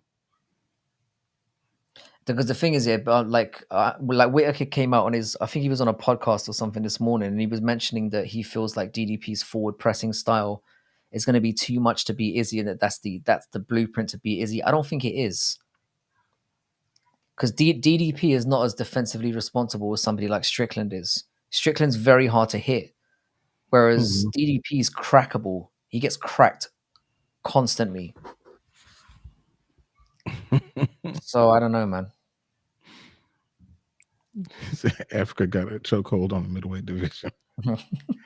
I mean, I guess if you judge by this fight, yeah, somebody African's gonna win. Yeah, depends how you see the whole Izzy situation, but I mean, I don't know. The thing is, it's even though I think Izzy doesn't deserve it, it's a huge fight, and I get why they're doing it. Yeah, I get it. I just don't want him to win. I don't want him to be champion again. And it's like I said, I'm worried, man, because I've been predicting stuff so well this year, and I did say this was going to happen back in January. Yeah, you're gonna be right one more time. That's the thing. I mean, but look at how big Paulo Costa is. Paulo Costa's got a chin, got annihilated. Because Izzy's style is perfect for people who rush in with not great defense. He always catches the DDP is big as fuck though, so I can see. The thing is, I can understand why you might feel that way, but it's not so much the size. That Izzy has that way of touching people when they're at their most vulnerable. Because Izzy's shots or knockout shots seem to be when he catches somebody off guard, and he's very good at doing that. And DDP is just very, very reckless. Yep, it's the ones you don't see. It's the ones you don't see. DDP is winning 185. Ain't no way I'm winning 155. We will fully support your career, Franklin. I don't care if you're 37. You can do it, bro. You can make a run. Yeah, if I was you, Franklin, though, if I'm serious about this, and I've said this in the past, like, balloon yourself up to heavyweight and have a crack at that. You could go from 0 to 6 months and be top 15. If you want a quick path to the potential title, if you can crack, just go on like a 4-month diet. Just eat, letting ice cream melt and drinking that in the morning. and pile on pounds as much as you can, and then just make them run at heavyweight. Depends how tall you are, though, as well. Yeah, Izzy was way Hmm. bigger than Costa as well. People say this about Izzy, though. They say that he's like surprisingly big, because I know he looks skinny, but he's like, apparently he's tall and quite big. Like, he's not as skinny as he looks on camera. Yeah, that's what I've heard. But I've seen him stand next to, like when him and John Jones ran into each other and they kind of squashed the beef. Like the Yeah, size difference was alarming.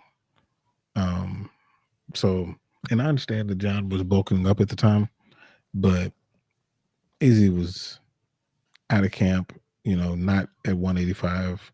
Like, yeah, the difference was massive. I do think that he's bigger than people like think, but yeah. he ain't that big in middleweight terms. He's not Mm, just alarmingly big. Alex Pajeda was alarmingly big. yeah, he looked like a giant in there. Love the commentary, but I will take over at 155 at 37 years old.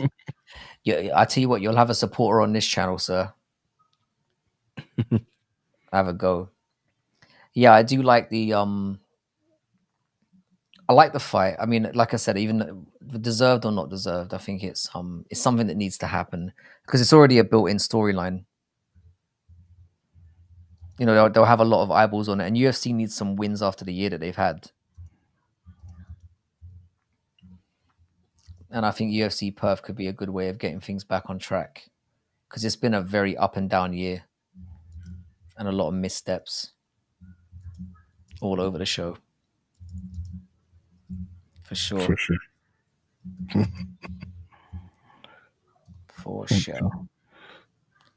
So let me show this thing. It looks like the sun should be coming up for you soon. Um yeah, I think I mean we've done a solid 3 hours. Um I I think that yeah, I did watch X-Men 97, all of it. Um this is probably a good place for me to jump off. I don't know if you want to keep going, but um for everybody that's in, make sure y'all subscribe to um the network of channels, which is Making the Walk MMA, Bad MMA Math, and the Frankie and Jax channel. So all three of them. Make sure y'all jump on and sub to those. And are you streaming? You're streaming tomorrow? I am, yeah. I am. Okay, I'm basically doing. I'm gonna do like Monday, Tuesday, Thursday, Friday now. cool, That's cool. basically gonna be I'm gonna do the same slot every day. Just do like midnight my time until 3 o'clock in the morning. Bet. Um, and like I said, it would just mostly be like loose chat, like I do, because the format in my one now. I don't really come in there with a plan. I just like whatever's happening that day, I'll talk about, and then I'll just let the chat go with whatever direction it wants to go in, really. Yeah, So I'll be back tomorrow at midnight. Um, yeah, if one of the mods could drop some of the links in before we head off, that would be really useful. yeah, Um, but yeah, no, I'm going to be back tomorrow at 12, and I'll just be back to for the usual bullshit chatter. But if you haven't subscribed already, as always, we really appreciate that. And quick shout out to a couple of channels as well. Paradox is doing his thing, so get over to Paradox and subscribe as well if you haven't already. We want to get mhm, quite a nice network going, and we're always happy to support other content creators as well. That's part of what got us to where we are now. So um, please do that. Aaron, get it on the mush. Yeah, so yeah, I think I'm gonna call it a day here as well. But I'll definitely be back tomorrow at 12, same time as always. So you can expect me at the same time. So 12 to 3. And thanks as well for doing this, because it was a bit last minute, but with some of the stuff we've done. But it's been good, man. It's been fun. And sorry about yeah. crashing out there. I don't know what's going on with my network. It's all good. It's all good. Oh Oh yeah, yeah, Crystal Miller's channel as well. Show some support to Crystal Miller. She's very supportive of the channel as well, and someone who's always here. So get over to Crystal Miller. What's your How can they find you on YouTube? Like, what should they type into the search bar? because I'm subscribed to you, and I watched a couple of your videos yesterday. It was fun. No, this channel is legit. Cool. We appreciate that, bro. Yep. Yeah, Yep. much love for that.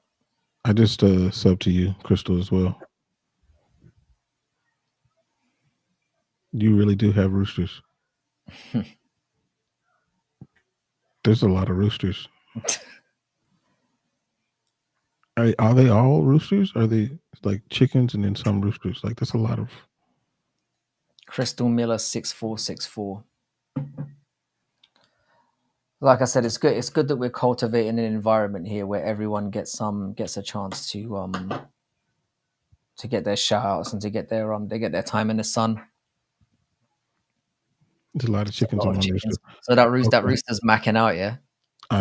Dang, that's a nice life. It's a nice life, yeah. That's what's up. Cool. But yeah. So yeah, Frankie will be on tomorrow. We'll be back on Frankie and Jax on Sunday. We'll be on Making the Walk on Tuesday. So yeah, we'll be around. Much love to everyone. Thanks for everyone who turned up today. Yep.